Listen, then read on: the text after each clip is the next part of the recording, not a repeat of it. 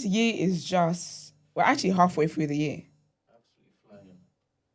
Good morning, people. Happy Tuesday. It is the 10th of June. Welcome to TDA, the day after, your favorite news platform and the home of popular culture as defined by the culture. And as always, you have amazing hosts. I am one of them today, my own royalty. And of course, Brent is here with me. Good morning. How are you doing? I am good. Unfortunately, I had to rush out yesterday due to some things I don't wish to share. Because you just never know. So I didn't really get to talk about my trip properly, but I wanted to shout out one of our lovely listeners who saw from my stories that I was in Doha, because I was in Doha in Qatar, and she sent me some suggestions of like places to go and things to visit and stuff. Oh, cool. Yes, big up Zara. Big up Zara. She said she watches the show and everything, and she was like, "I hope this is not weird." I was like, "No, girl, it's never weird. It's never weird when the girls do it."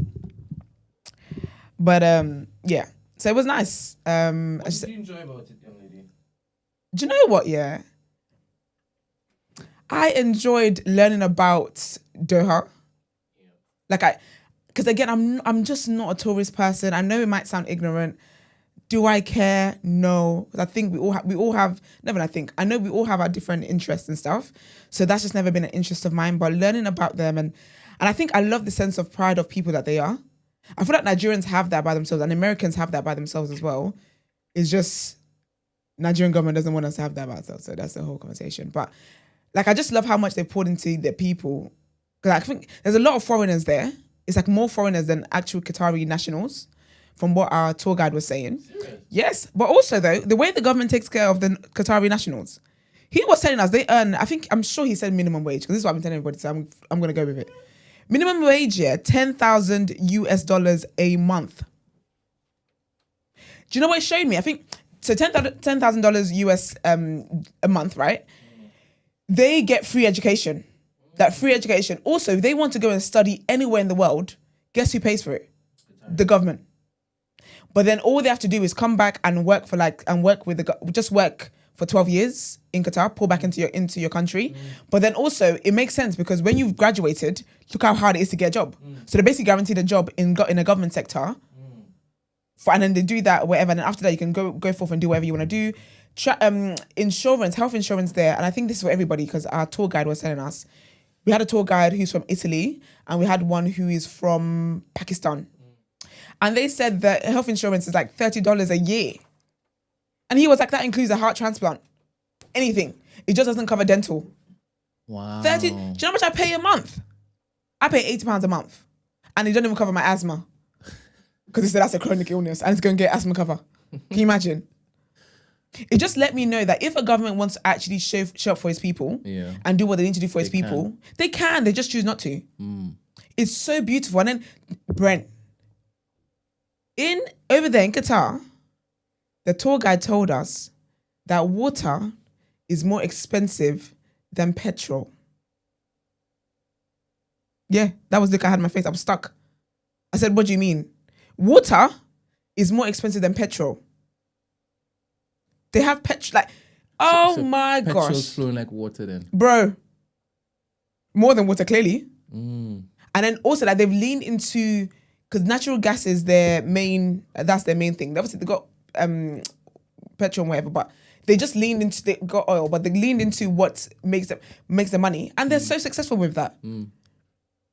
It was just so nice. And the way the buildings are as well, like, so beautiful, just so... Like, I took so many nice pictures that are just great wallpapers because I love stuff like that. I just love beautiful looking things. And there's just so intentional about building everything. All the buildings are gorgeous. It was just so nice. It was so... I definitely want to go back. Yeah. And people are so lovely as well. And they were talking about the crime rate. But when he was like, the crime rate is low. But when I understand what it is that they do for the people, of course the crime rate is low. Like, because he was like, basically anyone who... Certain crimes, they kill you for. Yeah. And at first, it sounds harsh when you hear it. But then when he listed all when he listed all the benefits, that's a deterrent. But when he listed all the benefits and the things that they actually do for Qataris, it's a thing where, if you do commit a crime, I get it. Because you're actually a bad apple and we cannot afford, like they're very big on, we cannot afford for you to pollute what we're building. Everybody else. Do you get what I mean? It was lovely, man. It was it was so clean. It was just nice. And obviously it's hot in there. Like our first day, the day we're doing the tour, it's 42 degrees. These people telling me it's not that bad. I said, 42. But also, Brent, it's windy because obviously they buy the but you know what it is? I've never felt wind like that. Because you know everywhere else, when you go, the wind, the breeze is cool. But this was hot air. Like hot breeze, just hot wind blowing at you. It's crazy. It's absolutely crazy. So were you jumping from the vehicle into the shops and stuff? Yeah, so we were on a tour bus and then we would stop. It's a private though, just for our party. And then we would stop and like go and visit the places and walk through and blah, blah, blah, and then get back in the bus and blah, blah, blah. And then I went to the desert as well. And I did the, is it desert dunes? You know when they drive Brent? It's the glory of God I'm here today. It is the amount of Jesus take the wheel that I was proclaiming in that vehicle. So I thought, that it's like little humps. Enough to make your belly go up a little bit, but not anything to make you feel like, oh my gosh. Brent, I promise you it was actually like a roller coaster. I was in Thorpe Park. And a guy who was doing it, he used to work in Dubai and he'd been doing it for like, I think he said like between 10 and 15 years. So he's proper experienced in this, right? And there was a time where I was like, oh, like that looks so steep. Because Brent, it looked like there was a hole. Like this man, I didn't have time to prepare. So I'm looking out the window like, oh my God, that's so steep. Because in my mind, that's nowhere. There's no way that's where you're driving. It just makes no sense. Brent, on the side of the car, like the way he does it, like it's on the side. I could have broken my man's neck, you know. Poor guy. He was so calm and so chilled. He has to be. I said, thank God. He has for to protector. Be. He has to be. Has he been there before? No, he's been to Qatar. He was there for the World Cup. He's never done that. So he had to be calm. I'll be honest, he was more attractive. I said, wow, look at the man. If he was screaming, you're like, icky. That's icky. I promise you, the way that felt, I would have been fair. Fair, baby, fair. Scream all you like. Let's protect each other. Brent, it was so scary. It was crazy. And then the driver knew that because I was in the car with his brothers, right? Yeah. So, as my man's brothers. So I was only going there. And he knew that I was going, I was going crazy. But I feel like that was just, he was so, like, he just got joy from it. Not in like a mean way because he was a funny guy, but he was just like, you be fine. Like, don't worry. It's fine. Barely. How about the brothers? Did they carry on as men too? They did, but you know what's so funny? So his brother massager, I thought he was holding on to me because I promised I nearly flew. And the whole time he was like, that shit was scary. I said, I thought you were holding on to me on a kind of let's protect our precious jewel. He was like, to be fair, it worked both ways. Oh wow. But yeah, it was so good there. It was so interesting. I went to the beach and it was so lovely and it was really, really nice. I had a good time. They went to the malls as well. And you know what also, because they did the World Cup, so my boyfriend was there for the World Cup. And he's always talked about like what a nice experience it was in my blood. So I was looking forward to seeing Qatar or seeing Doha. But there was a section, I think, what is it called? I think it's near the Pearl Island. They have like, Brent, they have ACs from the ground. So you just enter this place and it's cool. And they've got like these amazing crystals. I took me so many pictures. They've got these like amazing crystals that's just decorated in that space. And, but we went during the day with the tour guide. But she was like, come at nighttime is a different experience. When we went at nighttime, so I went because my auntie and uncle were there, so I went to visit them. And honestly, it was so beautiful. And they've got like this, it's like a layout of basically that place. Let me find the picture for you. It's just breathtaking, the architecture there, where is it? It should be here. It's honestly just breathtaking. Where is it? Oh, there it is. Hold on. So that's basically like what that looks like. Can you see it? Kind of. Nice. And then it's like, these are the crystals. It's like different animals and fishes and stuff like that. That's just randomly all over the place in the floor there. And then that's like what it looks like the background of the lights when it all comes on. And even at nighttime, the way is just so pretty. Like, look at that. It's so, and then the buildings light up in different colors. It's a lovely place. It's an absolutely lovely place. I had a great time, man. And like they've got trees and stuff, and like you see, when you're during the day, you see palms and trees and stuff like that.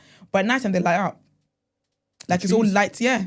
You can really, and And I felt so safe. Like I've never been anywhere as a black person, but even as a black woman, as a woman, as a black woman, and obviously I enjoy solo traveling, but there's so many things I have to think about.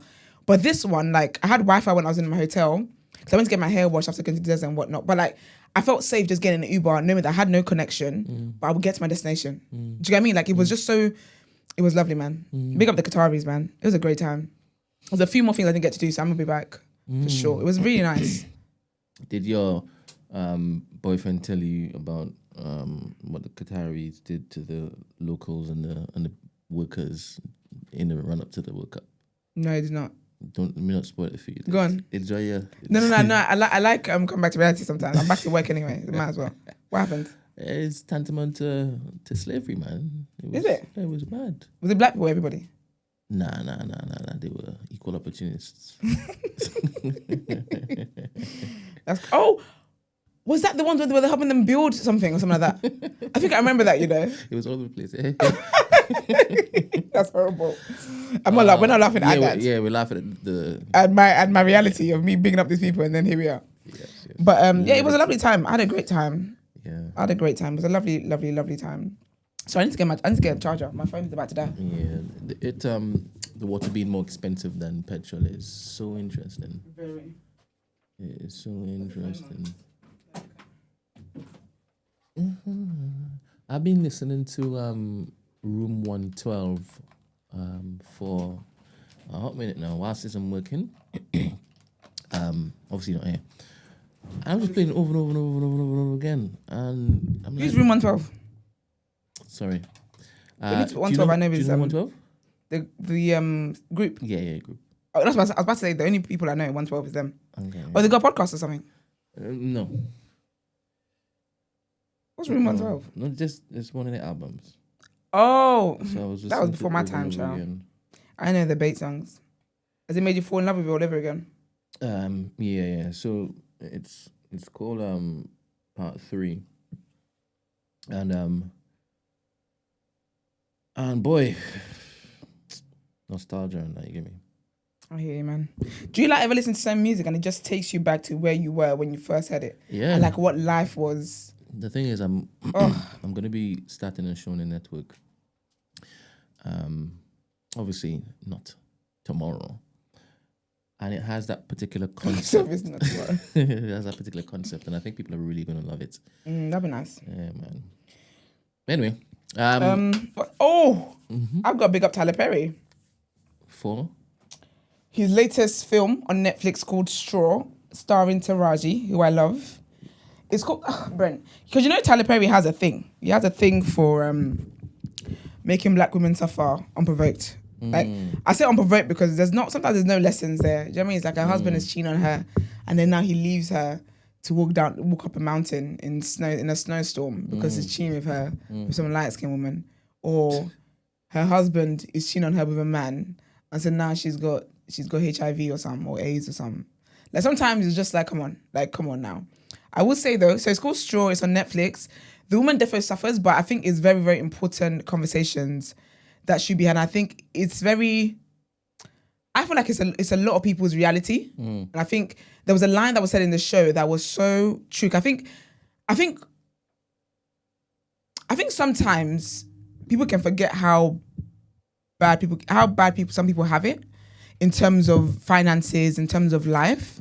And there was a woman in the show, one of the characters, who said that people don't understand that being poor is expensive. Do you know what I mean? And that's true. Like, that's very true. So I liked it. It touched on poverty, it touched on mental health.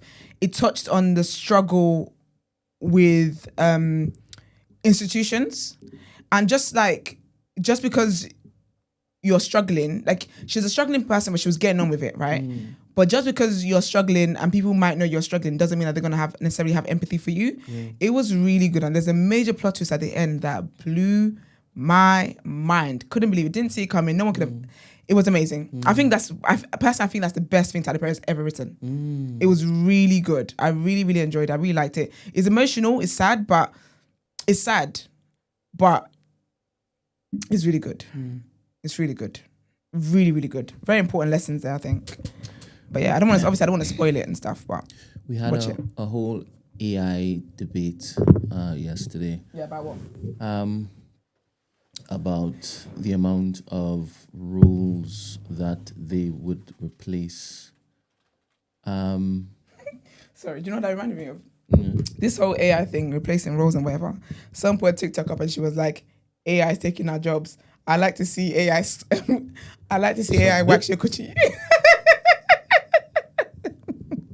Fair. I'm always in my sugaring lady. All right. That's a word. All right. That could easily just It be could. technology because it could just be a ray gun. Of course. And A ray it's gun. That's like- a laser. Huh? That already exists. That's laser. Yeah, but it could just. Well, I don't know. I've never actually waxed my coochie. So please tell me the procedure so I know not what to say. Go on. What What not procedure? to say. So you go in, you sit down, you spread eagle, and then you just get. You just get wax. All right. What does she use? So I do sugar. I've done waxes before. Yes. So waxes, you've got strip wax. So they put the paste on and then they use the paper to pull it off. Yes. Or you got hot wax. So they put the wax on and then let it harden for a little bit for like just the right text, and then they pull that off. That comes off directly. Or what I do is sugaring, which is a sugar paste, and it's just sugar, and it's a lot more gentle for your skin. It's not as painful. It is it like exfoliates as well because obviously sugar, and it just like I don't know how to explain it, but they basically place it on and then just pull it back as they go along. And it's not painful. You always feel some kind of discomfort because you're pulling hairs from the skin, but it's not. But waxing is the worst. All right, so but laser hurts. Tell me. So I haven't done laser yet because they keep saying I can't be in the sun, and I've been everywhere sunny. Yeah. But from what I've heard from the girlies, it does because it's like you're being zapped. Yes. Basically. Okay, so I believe that there will be a little jump in that particular discomfort. Yeah. Procedure. Yeah. Where you just have to put something over your gooch, and then they just press a button, and it cleans off, and it just goes. But you know what? It's because you're removing, because with waxes and stuff, you're removing hairs from the roots. Yes. It's always gonna hurt. I hear you. I think that they're gonna find some way to deaden all of that. To kill it at the stem with some sort of waves or something, sound waves or. Well, my lady can sleep easy knowing that I'm gonna stay loyal to her. I'm gonna stay loyal to her. I like the human connection. I like when we're yapping. Yep. We hear what you're saying. You like when she touches the. Sure, that's what you want to go with today. But this is what you said. It's not what I said. The human connection. Sure. Not connection. Well, never mind. I can't even remember. Sure. Sure. All right, so we talk about AI. And you just mentioned Tyler Perry. Now, if you found out Tyler Perry inputs his ideas, a skeleton idea, into a language model, and then because he's trained this language model to know how he writes, because he's fed it all his other works, and then he says, all right, cool, this is a skeleton, flesh it out, and give me the next banger. And then you find out that he's just done that. He's given it to the producers and said, all right, have your way with it. Would you see him differently? No. Would you still give him props? I would. So it's just because his name is on it as opposed to how we got to that end. Not even that, because I think that many people could put things in there and it would not yield the same result. So I will always give props to that, because I think as much as the AI will write things, you will, as a human being, well, as Tyler Perry, I guess, like there will be things that you will add your own spice to. The actors and actresses will add their own spices. So I will give credit that way. All right. So I hear you and I raise you this. Go on. You have access to all of Tyler Perry's movies. Yeah. All the rubbish ones. And the rubbish ones. And the rubbish ones. And the worst ones. And the worst ones, right? Yeah. Right. Big up Medea, as God is my witness, the character. I don't know if I've gone through one Tyler Perry movie before. Did you ever watch the one with Taraji and what's his name? What's Idris Elba? I don't think I did. I'm honest. I don't think I did. Because some of them are Tyler Perry. People don't know, you know. The thing is, I got turned off of Tyler Perry from his on stage days. You know, when he was doing the theatre stuff. That I never understood that theatre thing. Thank God I wasn't introduced him that way. Yeah. Because those were dead.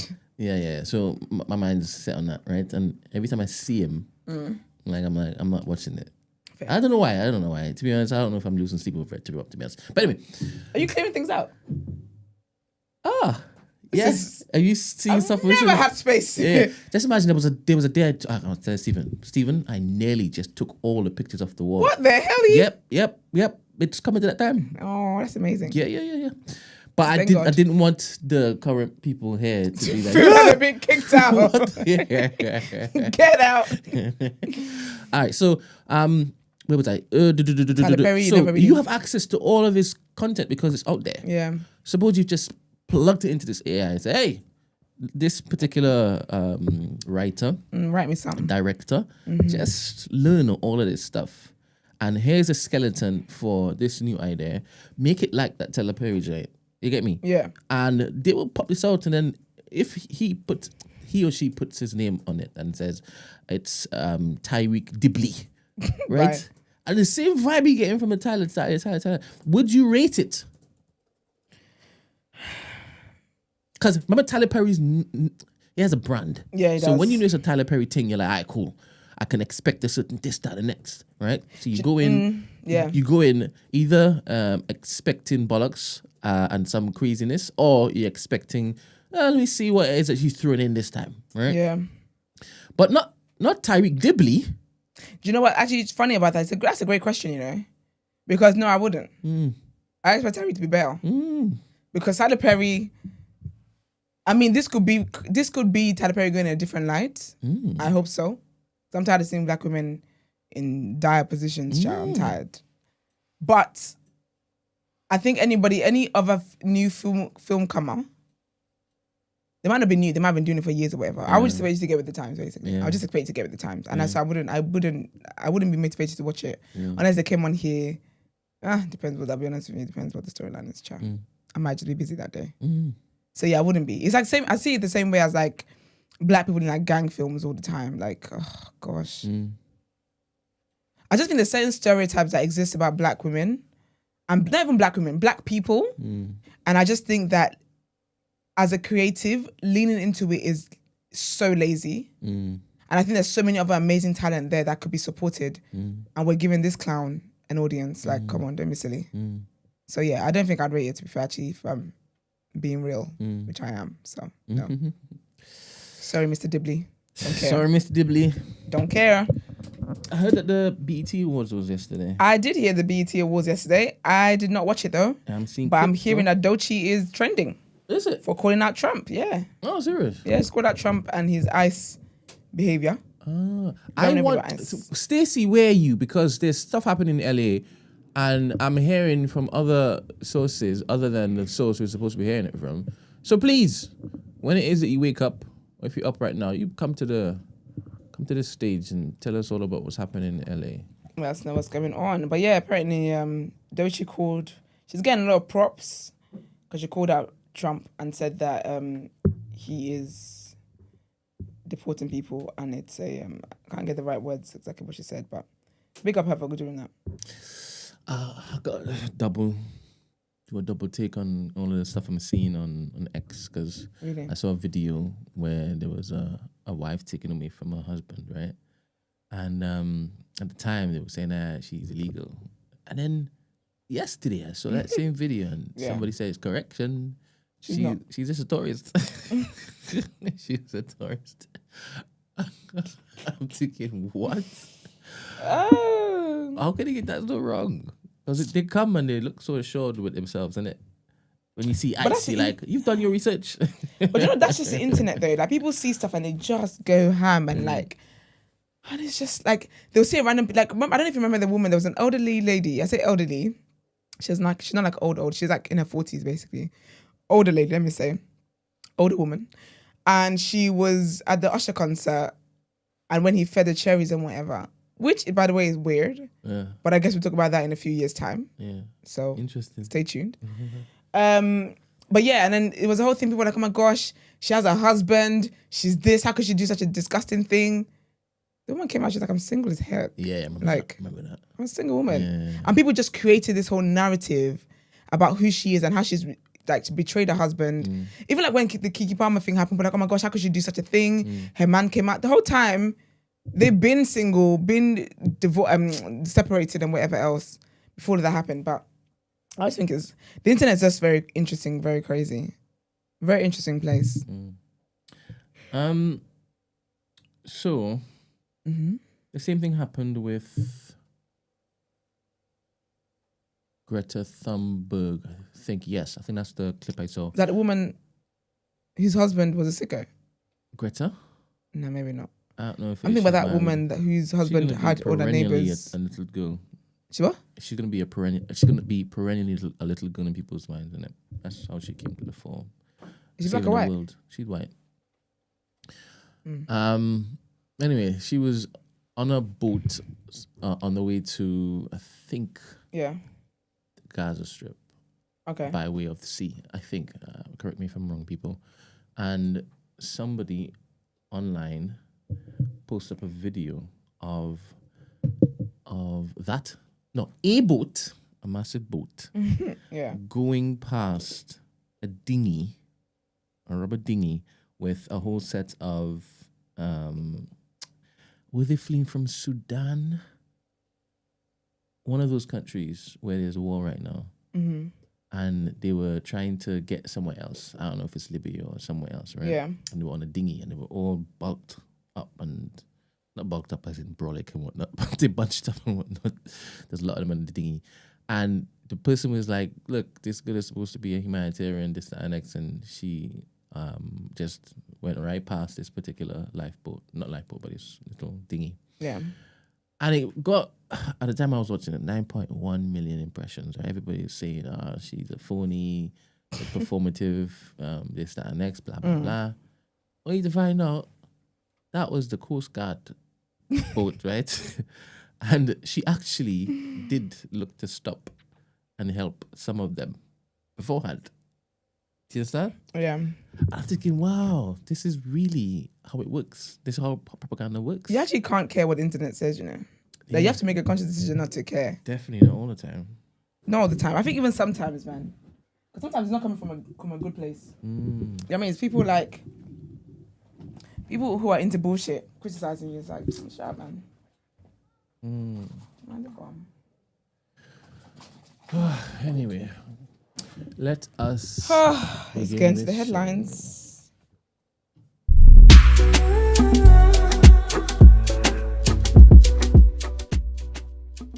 It's now up. There you go. Okay.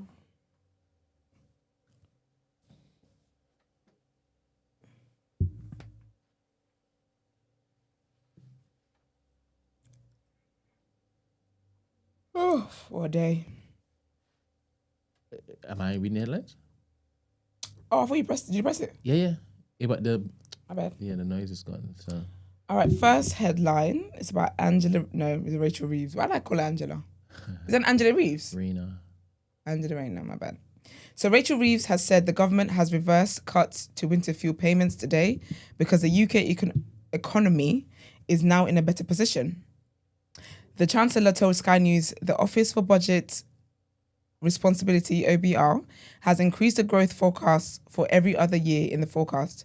She explained they said that our reforms to the planning system would make the economy £6.8 billion bigger, bringing in additional tax revenue. And in the first quarter of this year, we were the fastest growing economy in the G7. She said there's still work to do and to ensure that the sums always add up, but that because of the decisions the government has made, we are now able to pay the winter fuel payments to more pensioners. We're not going back to the universal system. I don't think it is right that the very richest pensioners have their fuel bills subsided, she added. But this year, 9 million pensioners will get the winter fuel payment. Next headline, NATO needs a quantum leap in defense to deter threats to the alliance. Its Secretary General has said, as he called for the Western allies to invest more in their armed forces. In a speech in London, Mark Rutte said Russia could be ready to use military force against NATO within 5 years. Rutte said NATO needed a 400% increase in air and missile to credibly defend itself against attacks. He said he expected NATO allies to agree to spend 5% of their national income on defence at a summit in the Netherlands next week. Rutte's speech at Chatham House comes at a critical time for global security as Russia's full-scale invasion of Ukraine and China's military expansion continues to raise questions about NATO's capabilities and readiness for war. And then next headline, more than 1,000 doctors have written to MPs urging them to vote against the assisted dying bill, calling it a real threat to both patients and the medical workforce. The bill, which is due to be voted on by MPs for a final time on 20th of June, would allow terminally ill patients from England and Wales to end their lives on their own terms, providing they have a life expectancy of 6 months or less. A separate bill is currently passing through the Scottish Parliament, but doctors from across the NHS have written to MPs warning them of their serious concerns. Notable signatories include Sir John Byrne, a geneticist who has led decades of cancer research, Sir Shakil Qureshi, who was knighted for his work in pediatric cardiology, Professor Aileen Keel, the former Deputy Chief Medical Officer for Scotland, and Baroness Finlay, a Welsh doctor, Professor of Palliative Medicine and member of the House of Lords. The letter is signed by 4 doctors who hold OBEs, 2 who have MBEs, and 1 CBE. The letter says that while a debate is needed on end-of-life care, this bill is not the answer. That just reminded me that I got a thing I need to go and sign. I got it from church to sign a petition. Actually, I need to do that. But yeah, that's it. Let's get into what you say in topic of the day.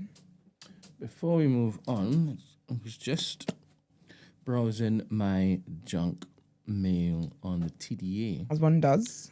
Email. Mm-hmm. And shout out Olu Adiosun. Adiosho. He says, good evening. I'm usually a silent listener. I'm a huge fan of the show and incredibly proud of the way you all report the news with dignity and integrity. Honestly, most of what I know about current events comes straight from you. Same. I know the show is all about championing black talent, so I wanted to shine a light on the work of my brilliant friend, Basayo Igi. Okay, nice. Is it Igi? It must be. Ige. Ige. She recently wrote and starred in a short film called Essex Girls. Nice. Which explores the experience of growing up in a predominantly white area, specifically Southend-on-Sea, Essex. Some of you might recognize Basayo from her role in EastEnders, Monique Knight. Okay. I don't really watch it. No, I don't watch EastEnders. This project is deeply personal and powerful, and we're hoping to build momentum toward turning it into a mini-series. If you get the chance to watch it, I'd love for you to share it with your audience. It's a story that deserves to be heard. Yes. Wishing Esther a safe journey back. Aww. And sending love to Brent, Margs, and Eman, our slipping Gina there also. All the best, Olu. Thank you, my lovely. So he has given me the link. Yes, please. I will send it to you because it's like 15 minutes. So nice. It's definitely something that we can watch and then look to feedback on. Also, let's get your friend on the show, if that's possible. Yeah. That'd be really, really cool. That would be absolutely amazing. Yes, please. So we'll watch it and then we can have her on the show and talk about it and talk about just be with us as well. But thank you very much. Thank you. Thank you very, very much. It's very kind. Let's jump into the topic of the day. Yes, sir.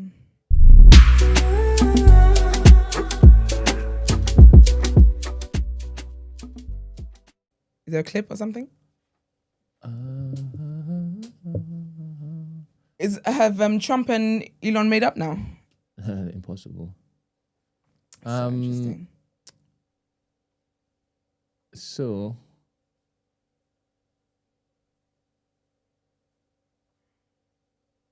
okay. Let me go down here. Refresh the page. Oh. And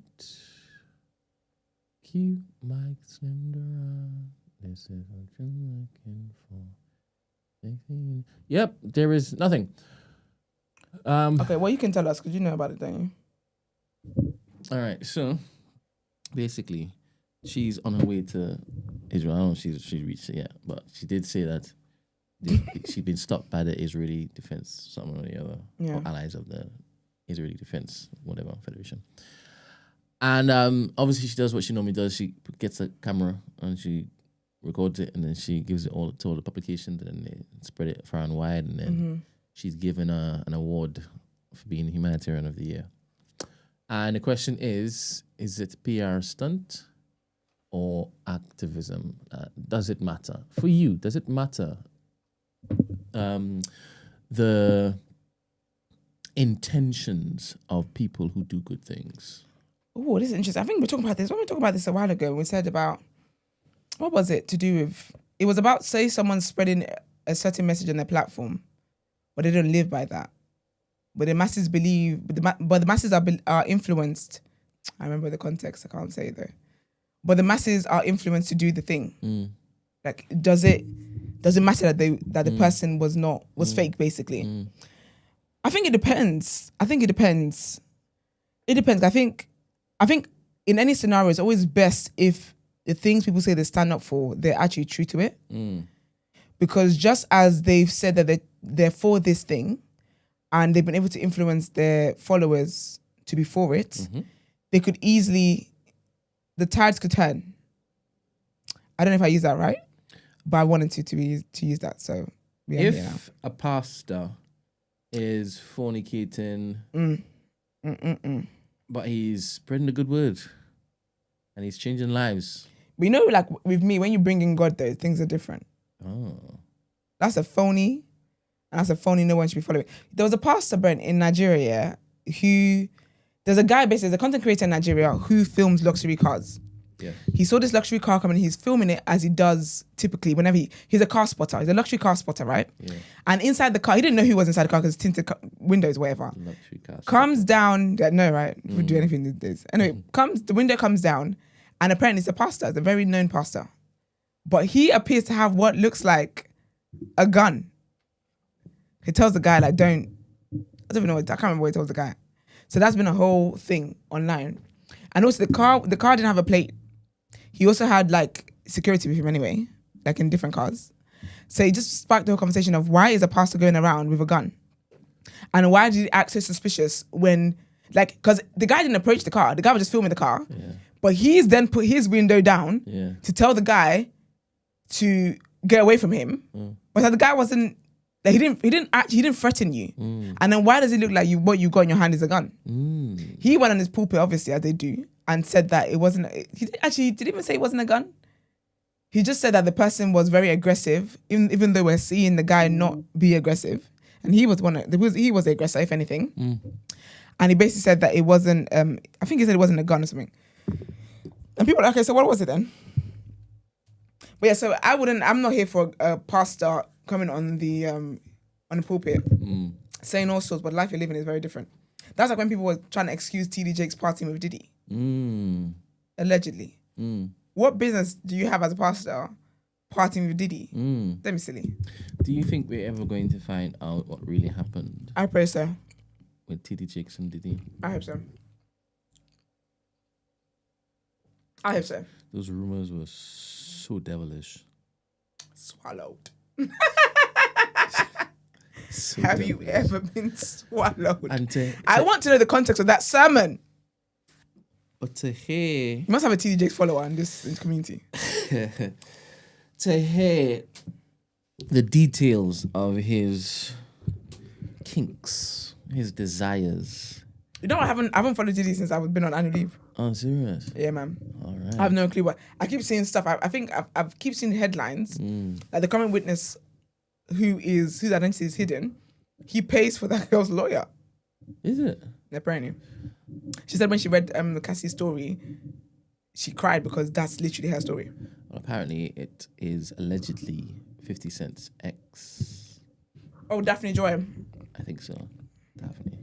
But she wasn't hidden though. Oh, is it? I don't know if she was hidden. But I've seen that as well. And I've seen 50 Cent's first baby mother insulting her.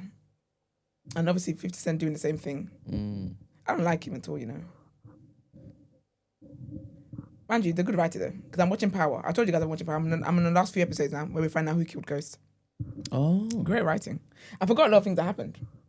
Oh, you watched it again? Yeah, I watched it. Yeah, I started from the start. But Tariq, yeah, do you know, because obviously, remember we grew to like Tariq in the new season. Well, not everybody. Well, some of us did. I grew to like Tariq in his season. But currently in Ghost season, I'm just like, you're so annoying. Like, such a I would have thrown a kid away, you know? No lie. I would have. He's so rude, so disrespectful, but also like calls his dad ghost. Just like, you did nothing for me. Imagine him. Remember when his sister got killed?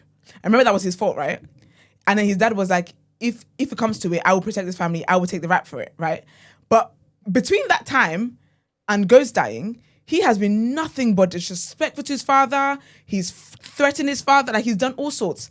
And then when his dad is like, I think it'd be a good thing for you to confess to the crime, he's acting shocked that his dad doesn't want to take the rap for him. I'm like, but why would he though? You're out here selling drugs with your mum. Ghost, justice for Ghost, man. I'm not like, the guy was selfish, no lie. And he did some bad things, but it's so crazy how he did so much for the family that they didn't realize until he was gone. And I think that's the crazy part.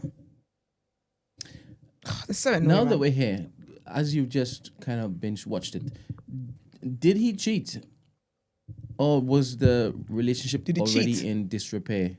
It doesn't matter if your relationship is in disrepair. If you don't break up, you're cheating. Question. If you haven't had sex for 5 years and you have sex with somebody outside of your partner, you're cheating. For all the people who want us to talk about Greta, we'll get back to this now, but I don't know who that woman is. She can walk past me in the high street. I think you may have seen her before. Let me put a picture up so you actually know what this I don't know. young girl looks like. I thought you were talking about the woman, that poor woman whose husband was a creep and had all the neighbors sleeping with her and stuff. Nah. Or Greta. Nah. Greta. Reminds me of Gretel. Or Gretchen. Gretel. Hansel and Gretel. This is Greta Thunberg. Brent. Oh, you ain't seen this one before? I'm like Barbara from Abbott Elementary. I don't know white people. There's only a certain white people that I know. Never seen that woman. She's like, I've seen her before in the streets of London. Is she from UK? Nah. Sweden, I think. She stood no chance, child. She looks like I've seen her on the street on a casual random in Sainsbury's. I know that woman. Honestly, a lot of Swedish people kind of. Do you remember that time they said they didn't feed their guests? There was a whole thing on Twitter. Swedish people? Apparently, allegedly. Feed their guests. What are you talking about? You go and visit them. You go and visit your friend. And your friend say, 1 second, I'm just popping down quickly. And then you feel like your friend is gone for a while. And you go downstairs, your friend's having dinner. What are you talking about? Please, someone in the comments, some of you remember. And then it was a whole thing on Twitter, Brent, and people were speaking out about the experiences. With Swedish people? Yes! Someone actually said that. Someone actually said they were with their friend. I've never been in a Swedish person's house before, so I wouldn't know. Bro, neither would I. I know that we've invited Swedish people to this house. They must have been excited when you give them food. To be honest, because black people always feed. This is a Trinidad household, yes. Is this what I'm saying? They must have lost. They must have been high on the jerk. Come to think of it, they were very grateful. There's no jerk. Come to think of it.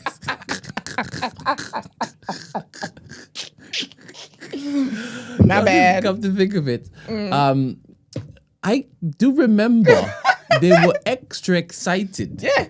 To be fed. And like they were eating like they've never eaten before. There you go. Yes. Yeah. And like because if you were in their house, you wouldn't have had a lick of food. So therefore, thank God karma didn't work this time. I choose to believe that this is just a coincidence. This memory of mine is just an isolated incident. Listen, Brent, there was Twitter. They were trending for time. I didn't know Swedes get around like that. So much so for people to be sharing a sweet story. Have you ever been there? Sweden? No. Is that you don't know the population? No, but a friend of mine, Kahil, he's been to Sweden. Get Kahil on the phone. Ask him if he feeds his guests. If he's being fed as a guest. But they don't. Obviously, not everybody might not do this, but the majority that was coming to share their stories, that was coming forward. In Sweden. Good, well done. People that were coming, does he get fed? I don't know. Probably not. He eats though. He yams. He an eater. Eater. Anyway, so you said that if you don't separate or divorce or remove yourself from a situation, then you're cheating, right? Yeah, absolutely. Can you not still be legally married? Agree that this isn't the way, but we're staying for the children And be having your coitus with other people? Yeah, you're separated. There's a thing. It's separated but living together. I learned that in sociology. Okay. So what was their thing? I can't remember. Tasha believed she was in a happy relationship. Oh, serious? Yes. He opened. Do you know what he was as well? They were fine, you know. They were actually like the only thing was that they opened the club, and then when he opened the club and started seeing the club being successful, he was like, I want to get out of the game. She's like, no, that was it. Out of the game. Yeah. Now you're triggering my memory. But the thing is though, she was an enemy of progress. Only for them. Do you know what's so funny though? Only for later on there, I'm hearing Tommy say, I want to get out of the game. I'm hearing, it didn't last obviously with Tommy, he's crazy.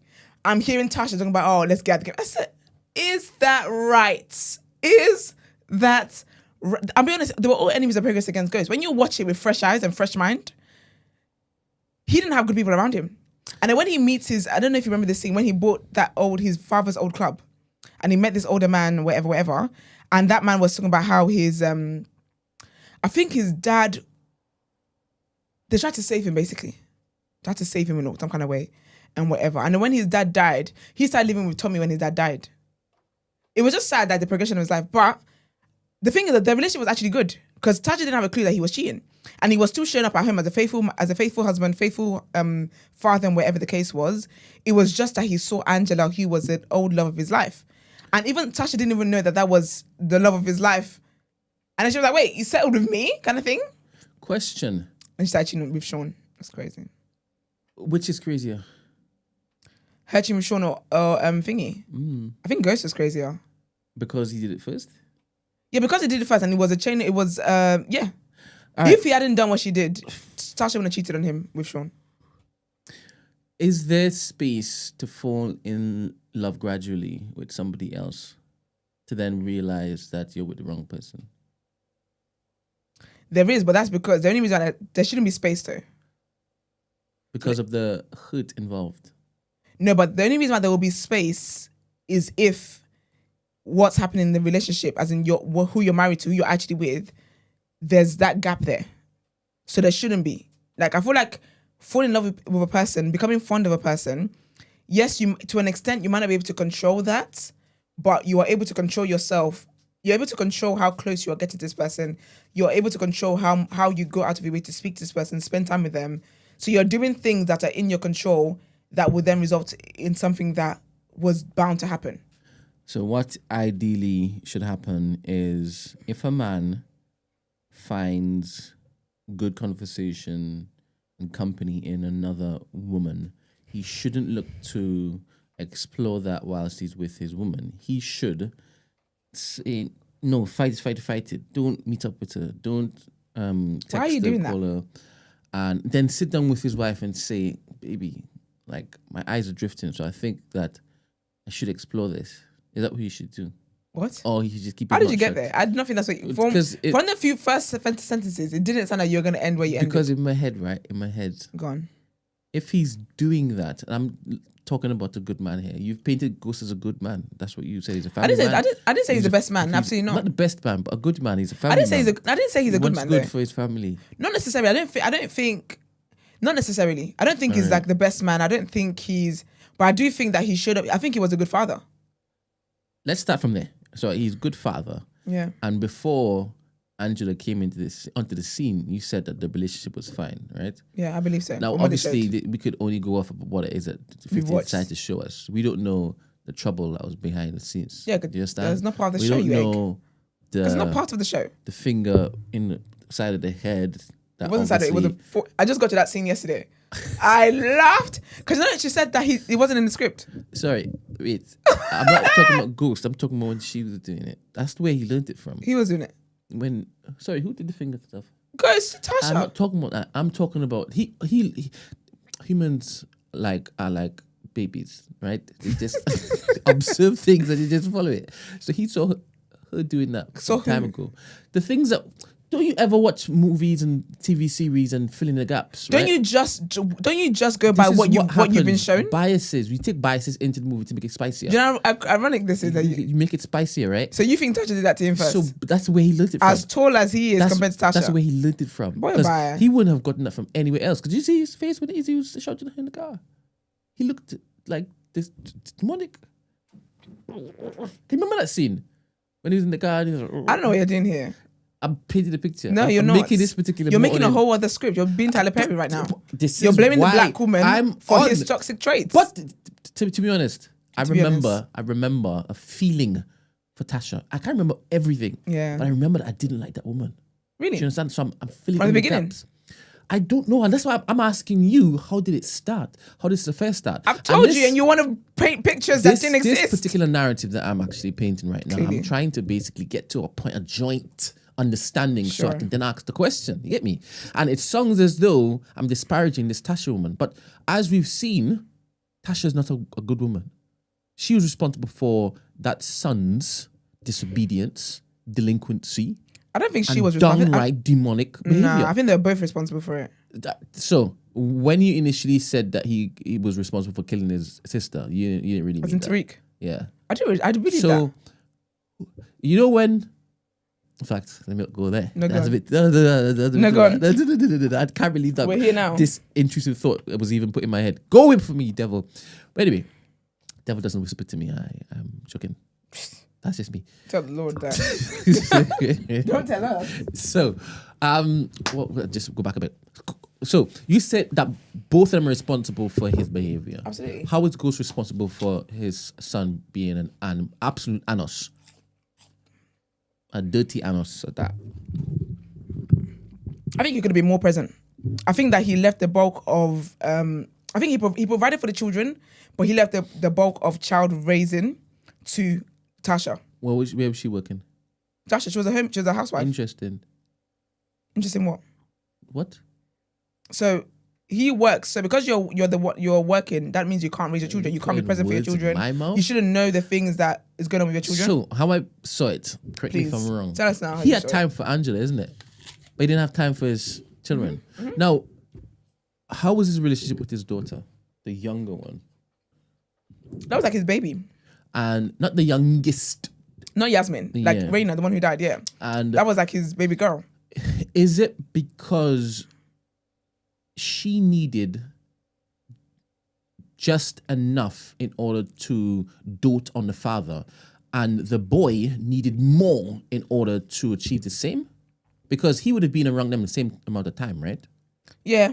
And your claim is that he didn't spend enough time with his son. But the thing is, though, like with Raina was a good child. Good everything. Tariq shows signs of disobedience and stuff like that from early. And he didn't, he didn't, I just don't think he was as present as he should have been to help sort that out. He didn't have a clue. He didn't have a clue when Tariq will be out. When Tariq, what was it, when he got kidnapped one time, when he was missing one time? To be fair, actually, he was in jail, to be fair. Actually, he didn't know that, what happened. But there was times, I don't think he was as active a present father as he could have been. I think that for him, he grew up in a poor neighborhood. He had to sell drugs or whatever the case is. So for him, being a good father then is for him to provide for the children, put them in private schools, make sure they're in a beautiful house, have all their needs met, have trust for them. And he did. He did all of that stuff. However, though, there is more to parenting than just being a provider.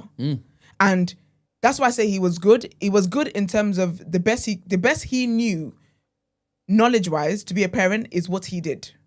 However, though, that's not all the solution, because there was things that's going on with Tariq that he didn't have a clue about. And then when Tasha told me, he's like, why didn't you tell me? And she's like, you're not here for me to tell you. So his affair with Angela took family time away from him. And then he tried to bring them all together and thought, okay, well, let me save time and bring the kids and Angela together.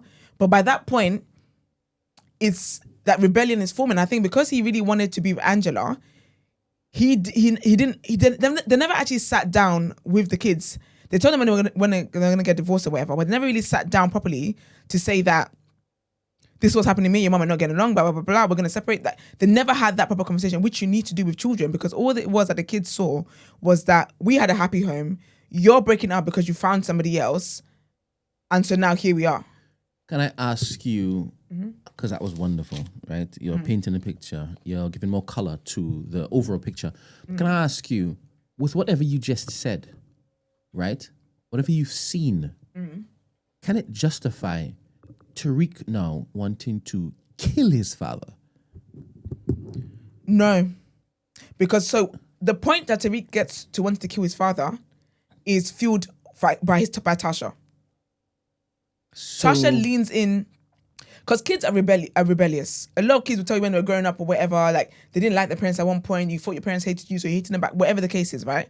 But Tasha didn't do enough to help that because she was scorned and she hated ghosts as well. So she leaned into that, and yeah. So like Lucifer whispering in Eve's ears, Tasha began whispering in Tariq's ears. I think she was telling Tariq too much. But can I ask, at what point, what did Tasha tell Tariq that Ghost did to her for him now to think the only outcome is to kill his father? So from the beginning where he's cheated with her with Angela and she finds out about Angela, whatever the case is, she's basically letting the kids know that the reason why we're not family anymore is because of your father. Because your father is selfish. Like these are the conversations that she's having. Like she's obviously hurt, which is fair, but she's not hiding that hurt from the children. And it might be a bit unfair. Like, is it unfair to say she should hide the hurt? But I think that talking down about your ex-husband to his children will over time, of course, turn them against the kids, against the father. Because the only reason why Raina wasn't turned away was because she was a daddy's girl. And she was she just gone with it. She's gone with sensible. Life. She's logical. And she knows, I'm not picking up a gun because my daddy is his first love. But then Tasha, though, Tariq is such a mummy's boy. And Tasha protected Tariq even in things that he did wrong that he should have been told off for, whatever the case was. Oh, as in a slap on the wrist for stuff in school that he did wrong? How does that lead to the justification of this little imp looking to kill his father? Little drops of water, sir, make a mighty ocean. He didn't get enough licks. Huh? He didn't get enough licks. He didn't get enough knocks in his head. Tommy told him that. Even Keisha told him. They should have beat your ass a bit more. Maybe you wouldn't have turned out this way. He was so entitled, privileged. He was, and this is it. He's so entitled. And I think as a parent, you know how your child is already. This boy has been entitled. He was spoiled. He was spoiled. And I think spoiled kids, you need to pay more attention. Like, he was just spoiled. Because dangerous. I can't understand how it is that he's disrespectful to his father. He's pushed his father. He's fought his father. He's done all these things. And you expect that same man who you have told you loathe. He'd actually told his father, you're not my father. You might have given birth to me, but you're not my father. You've killed a cop. You've done all these things. Your father's protecting him whatever way. But somehow you expect your father to take the rap for what you did. Even though you just told me yesterday you hated me. And that's his entitlement of, yeah, but you're my dad. So it's like he picks and chooses when he's such a manipulative POS. Where did he learn that from? I think both parents. You see what he did this now? You see, I started this whole thing. You think I was going to say Tasha? You're biased against Tasha. You can't. So where do you think Ghost is a great father then? No. I agree that Ghost is also manipulative. Mm-hmm. I saw that in bits and pieces within the series. Mm-hmm. But I asked you just now, where did he learn that manipulation aspect? So much so to now want to kill one of them. No, but I think I'm correct in saying that he's got it from both parents, though. Because Tasha is very manipulative as well, though. All right, let's just say percentage-wise, because this is a more focused question. Yeah. Wow. I hope y'all can hear that. They are hearing this. They are definitely hearing that noise outside. Percentage-wise, was it 80-20? Tasha, Ghost? Manipulation 101? Was it 50-50? I'll be honest with you. Because he got twanged. Tariq did not know that Ghost is a manipulative person until he brought Kanan, who then told him all the things about Ghost. So you're saying he hid it well. I think he hid it very well. Like his kids didn't know that he was a drug dealer. They didn't know that he'd killed people. They didn't know all these things about him until so they didn't know about his past. That doesn't. They didn't know about his past. But they didn't know about his present either, though. He only knew good health, good wealth, and obviously the sacrifice was absence. Yeah. Right? Not enough presence in his life. Yeah. And for some people listening to this, that means everything, 100%. Because when you're at those... What the hell? It's crazy, right? Very. When you're at that age, these are important years. Yeah. Right? But for it to get to the point where he's like, yeah, I'm plotting with my mother to kill my father. Yeah. Hello. But that's why I say that with the character flaw that his kids saw with Ghost, and I think this is the first one, is that he was selfish is that he chose another family over them. As in he's chosen Angela over them. So like, you're selfish. But the thing is though, actually no, Tariq never used the word selfish until Kanan said, your father's always been like that, he's selfish. Because remember, Kanan also told him that, oh yeah, your parents snitched on me. But because he's a mummy's boy, he was more mean to Ghost about it than he was Tasha. Because again, Ghost is the one who he's seen as, you're the reason why the family's broken up now. He doesn't know what the relationship was like. He doesn't know whether his mum was, being a good wife. He doesn't know any of that. It's just, and that's what kids from divorce homes do. They will blame the parent that has moved on quicker or moved on first, or do you know what I mean? Or moves out first, whatever the case is. So that's why I say that the flaws are from both of them. Tasha is manipulative, mate. Give me one. Who? Tasha. Thank you. Give me 1 second, Esther. At any point in time during this particular stream, if we go dead, just know we're not coming back today. Because the last time I heard this outside, very soon, all the electricity in this house went plip. No way. Yeah. I had to basically find other things to do. So if we're gone, please don't stay lingering. We're not coming back. We're calling that divine intervention. I'm an A12 child. All right, cool. Now, I did really fight hard to understand and like Tasha. I really did. I really did. I can remember the season in my life when we were discussing this, because it used to drop every episode every week, isn't it? Yeah. So it gave us enough time to go through the themes and whatnot and get really stuck in. But this woman was a witch and a half. When you're on moi witch 7. and a half. Yeah, I think I always hated Tariq the most. Yes. I don't remember.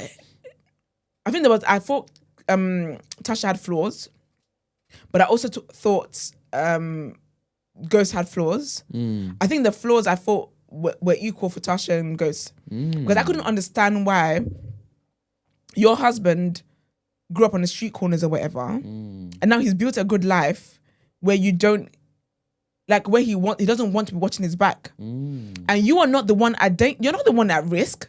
You're not the one who's going to do the jail time, You're not the one who can possibly end up dead. You might be collateral death, but he's the one in the field. And he says, I want to leave that. And I couldn't understand why she just couldn't support that. I couldn't understand it. Okay, you do the books. Okay. I couldn't understand. And I think I didn't like her. I think what I realized was because she liked being my man does this for me and we're rich, and that she enjoys flaunting the wealth, but wasn't doing her role didn't come with the risk that it did for Ghost. And I couldn't understand why she was like that. I just couldn't understand it. Even Tommy, I didn't like Tommy because I was like, this man said he wants to tap out. Like, what on earth? To be honest, I didn't like Angela either. Yeah, at first I didn't like Angela. And it's so interesting because watching it, when I was starting, I was like, why didn't I like these people? They're cool. Then as the seasons progress, I'm like, this is where I stopped. This is why I started not liking you. I didn't like Angela because I felt like Angela was a fool in love, man. An absolute fool. Oh, you didn't like her because she was moving stupid in love? Oh my God. I can't believe she threw away her career. For a man, yeah? For a black man. That's... Oh, no. I love black men. I can believe because you know what it is? I think there was a time where, okay, she was obviously indirectly protecting him. Fair.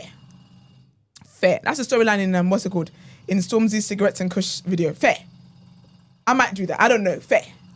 But there was a time where she's now hiring people to go and kill, like, getting Tommy, and then, like, intentionally giving them that, like, oh, this person's here.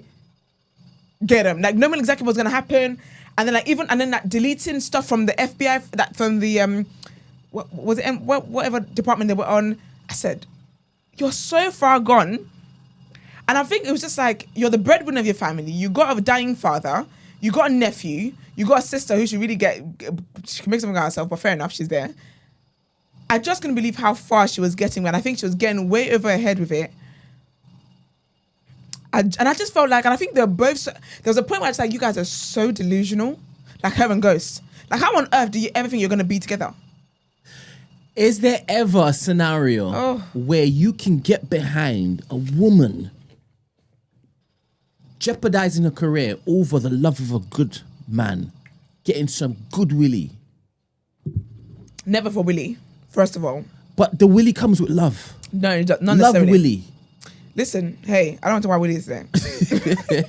Or any day. But you know what? The embrace. Do you know what's mad though? An affection of a man that she you was used a to side love. piece, Brent. When you say side piece, she was yes, this man. You're touched, reducing the connection they had, that they rekindled. Let me tell you one thing. One thing about married men, they're gonna tell you they love you. They're gonna try and. Oh, you think he wasn't in love? I definitely think he was in love, but not in love enough to actually make the moves to separate this thing. Because think about it, yeah.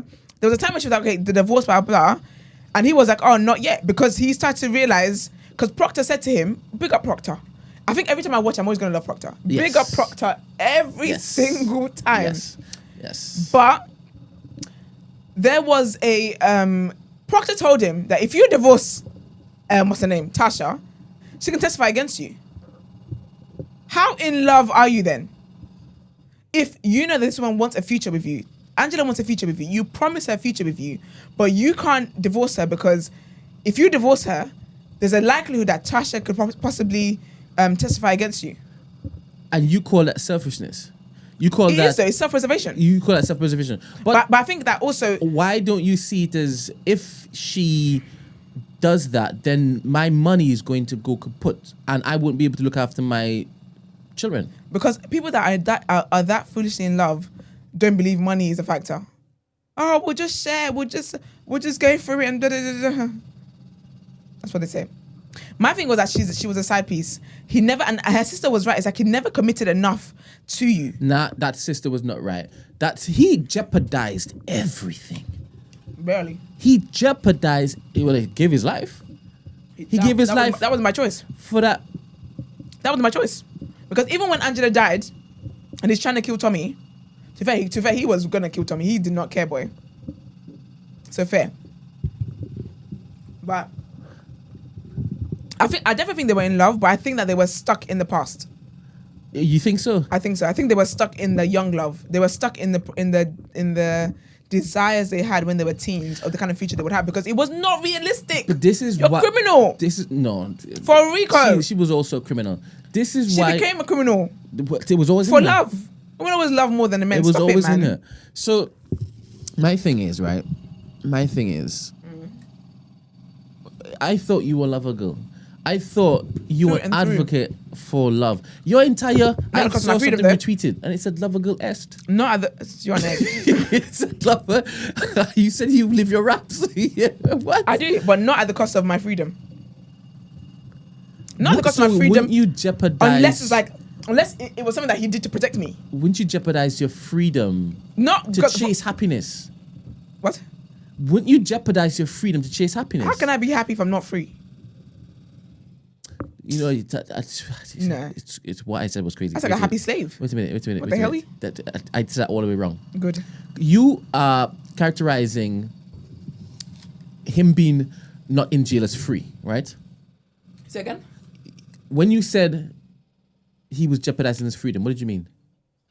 No, I'm talking about Angela. Like, I'm not gonna love a man to the point of... I'm talking about Ghost, right? Okay. He's a free man, 100%. He clearly was. He had two women. And Proctor told him, if it is you continue this or whatever, she, and divorce her, she might look to basically put you next the clanger, right? So I see that as jeopardizing his freedom to chase happiness. Do you know what I'm saying now? Yeah. I'm giving the context now. It should make more sense, right? Yeah. He was saying, I love that Spanish woman, Latina. I don't know why I did that. It's because this guy's spirit just turned in and hit back. It just came out this way. You can take accountability for that. You know you didn't do topic of the day. You just put the title and you just said wing it. You just left us to it. So have you not started doing it? We've gone on to something more better. Oh, fantastic. Fantastic. Sometimes God gives you space to live, man.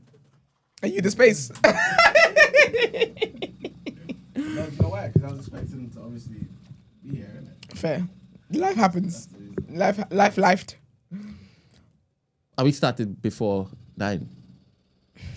Just carry on before you lose me. But I can't, thingy, my mic ain't. Are you sure? Yeah, my mic ain't functioning. You're trying to censor me. Who is there? You just walked in. They ain't even up yet.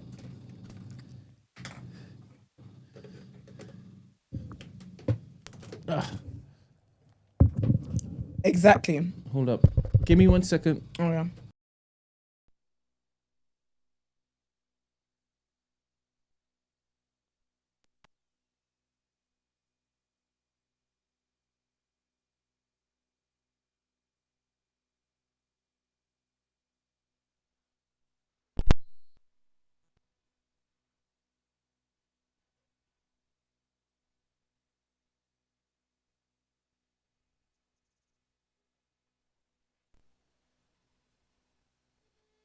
Ungrateful snakes, bro.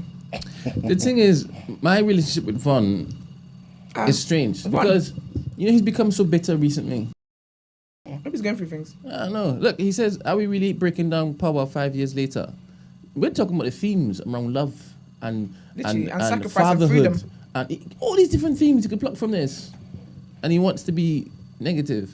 Maybe he hasn't watched it yet. Maybe he's spoiling it. Heal, yeah, heal. He's a heel. I know you're actually done. I've never heard you be like heel. Have you watched Power Emmanuel? Yeah. Can you remember Tasha? Yeah. Can you remember your sentiments towards her?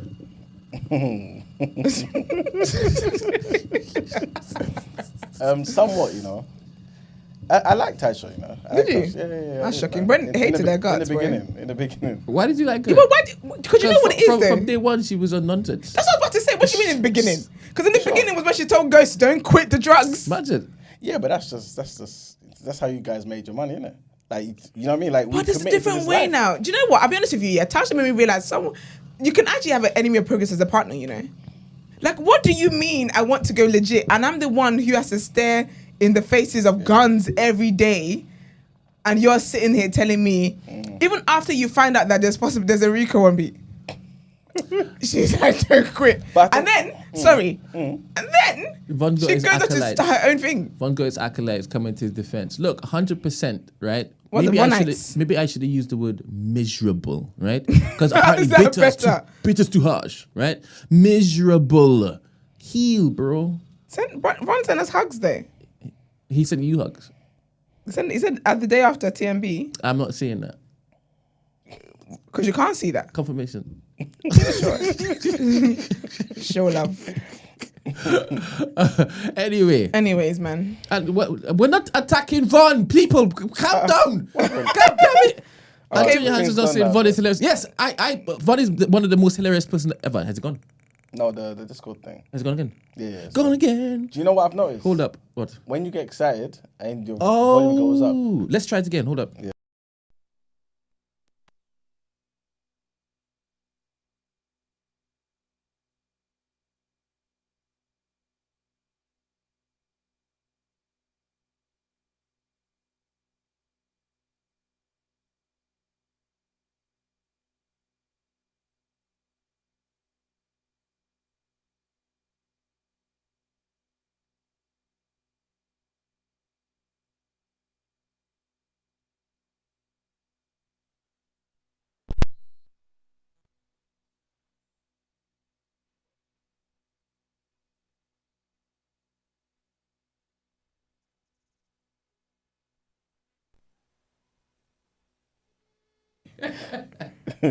We back. Oh man, I wonder who else is protected in the chat. Because Von obviously is. He's a protected specimen, and God may that continue. Life of Bodge, do you think he's a protected individual? If it is, we start kind of reeling on Life of Bodge. Do you think he will come to his defense? In fact, I'm stopping this because the last time I went on this particular... Boy! You know what I mean? I nearly quit. I love you, Von. I love you, Life of Bodge. I love everybody. I love everybody. It's gone. It's gone again. Gone again. Yeah, it probably is me. Probably it is. Yeah. So this You heard the email and I shout. this is interesting. Interesting. Give me 1 second, people. I'm testing a theory. Imam came up with a theory. It might be on point. Hold up.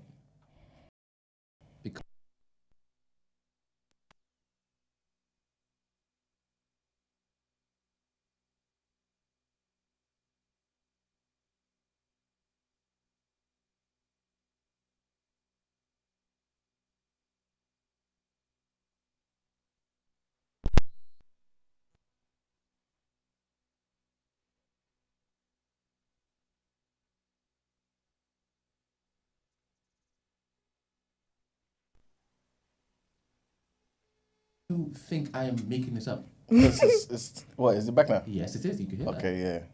Shall I test it one more time? What, the shouting thing? Yes. Yeah, they will be the case. 1, 2, 3, 4, 5. What the hell? No, not yet. It doesn't pop down. Maybe it's the accumulation. Yeah. But I noticed it from last week and all them other times. As soon as there's a loud laugh or a loud sound, it just cuts. Maybe it's more than just one mic loud at the same time that makes it pop down. So I'm going to contribute to the reduction of that so it doesn't peak and then pop down. But I'm still going to do swapperoo. All right, sorry, you were saying that you didn't like Tasha because, and then I interrupted you. You mean? Yeah. No, in the beginning. No, you said you loved Tasha.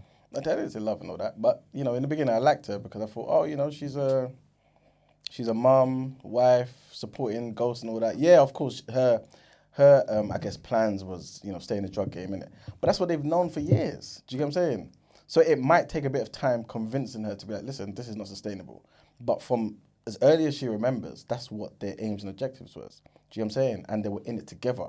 And she knows full well, and he knows full well that from day dot, when they got to a certain level, he knew that what was at stake. I could potentially go to prison. Do you get what I'm saying? But from behind bars, I'm still going to support you guys. Do you get what I'm saying? So she's reminded him, yo, don't punk out now. Like, this is what we both signed up to. So, I understand it from that sort of realm. But when she started messing with 50 Cent's son, innit? Sean. Yeah, then I don't understand what's going on there. I think equal opportunities. What? How? Good enough for him is good enough for her. She liked them young. And at least she kept it black. So. Oh, you're comparing it to what Ghost was doing? That's why she did it though. That was the motivation. Because her man neglected her. Clearly wasn't meeting her needs or anything like that. And so she went and got her. I don't approve of that in real life and whatnot. Obviously, I'm just challenging my Curtis Jackson, the show. But unfortunately, consequences have actions have consequences. Do you know what I remembered as well? Because I started seeing it as the show was going on. The cheek of Ghost. He was jealous. He was jealous of Tasha getting to marry everybody else. Sean got killed. She remember she was with Terry Silver. He got killed. Then when she had that daycare, yes. And there was that guy that she was talking to or whatever. Ghost comes in there like a pathetic old sod, staring him down and whatever else. He was, I said, the cheek of you. Sorry. So the cheek of you to cheat first and then be jealous. You're an egg, bro. Men just die around black women. That's what you're essentially going to. I'm talking about black men killing black men. No, you said that she's the common denominator with all these black men. Who killed Sean? You see how you've decided to frame this? You see how you decided you framed to frame that? I only did that for I'm talking about his jealousy. I'm talking about how he wanted to live his best life and be happy and whatever and go off with Angela, live in the sunset, whatever. But then he never wanted her to be happy. And because also as well, when you think about it, because they had a prenup, right? The prenup was that if she ever initiates the divorce, she would get nothing. But she's initiating the divorce because you're not here anymore. You don't want to be with me. You say you want to be with another woman. I'm like, all right, then fair. Let's get divorced. He's like, you're getting nothing. So why was he against it? He was jealous. You mean a divorce prenup or whatever? Yeah, because he was just unreasonable. He was unreasonable. She gets nothing and she gets to be free. No, but my thing was that but she shouldn't get nothing because the way the prenup was that if she leaves him, she gets nothing, right? But the reason why she's having to leave now is because you told her you don't want to be with her anymore. You've moved in with he and Angela now living together, all that kind of stuff. So she's like, okay, well, fair then. I might as well leave. And you're still insisting that she gets nothing. Now you're doing those arbitrations or whatever they're called, and he's really fighting back and forth and then hiding accounts and I just thought, you're pathetic, bro. The chat is saying that Tasha cheated first. Is this accurate? Because you were the person who's binge watched it most recently. Did she cheat first? I can't remember. Maybe she did. But she physically cheated Plot first, but he twist. cheated first emotionally, so that don't count. But we get intrusive thoughts all the time. So do you think that, so you think that Ghost and Angela just not getting the chance to have sex means that he was too faithful to Tasha? In your definition. No, don't speak about me. Talk about yourself. In somebody's definition. No, in Brent's definition. In Brent's definition. I think there should be weight placed on actions. Mind you, he had bought what's her name? Angela, that big diamond necklace, by the way. As in he gifted his past gifted friend her like a past friend of their friendship. When you get married one day, have your first girlfriend showing up talking about. No, let me finish my sentence. No. When you get married, have your first girlfriend pop up and be buying her diamond necklaces talking about I'm buying a past friend. I'm gonna walk your wife to the divorce court. I'm gonna sit right there as a witness. And say I remember when he said this on TDA episode 700 and wherever else. What do you mean? You be Doha happy. I'm very happy though. But what's funny is that in the chat, it really does seem as though people are saying, "Oh, it's Tasha." Some people are saying it's Ghost. Like, what really happened though? Something happened. Ghost? Oh, it's gone again. Damn, it definitely wasn't me. It wasn't me. I was dogged. No, the laugh, innit? Is that bullshit you said? So the mic's gone or the Discord is gone? The mic. They're hearing everything we're saying, but they can't join Discord and he can't hear us. So Why are they joining Discord? No, nobody's on Discord. I don't have to keep on doing Then this. can you take your headphones off? Precisely. You understand? What are we doing here? Yeah.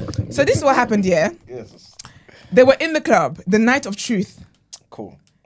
George, you know what I just remembered? So the night of truth, yeah. Ghost was disrespectful to Tasha. So basically, obviously he's told Tasha, like, come with your friends. He even picked out what she should wear. Okay. He's like, I want you to dress a certain way, but come with your friends and whatever. Truth is opening up. And come on. There's a certain level you have, right? When it's your man's event. when it's your man's event and you get to invite your friends, there's a little, your shoulders are high. 100%. You know what I mean? As it should be. As it should be. My man's opened a nightclub day one, we're packed out.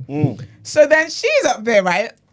I don't know, was it the first night though? Was it the first episode that we go introduce Angela? I can't remember. Anyway, this nightclub, right? She's there with her friend. They've got a section. They're popping bottles, whatever. Ghost is upstairs. Everybody's upstairs does his hand like that. I think it's Jay-Z or whatnot. Looking down at everybody, he then spots this woman in a red dress. It's Angela. He's talking to that guy, that annoying guy that was helping the manager of the club that was annoying. And he's like, oh, wait, 1 second. Yeah.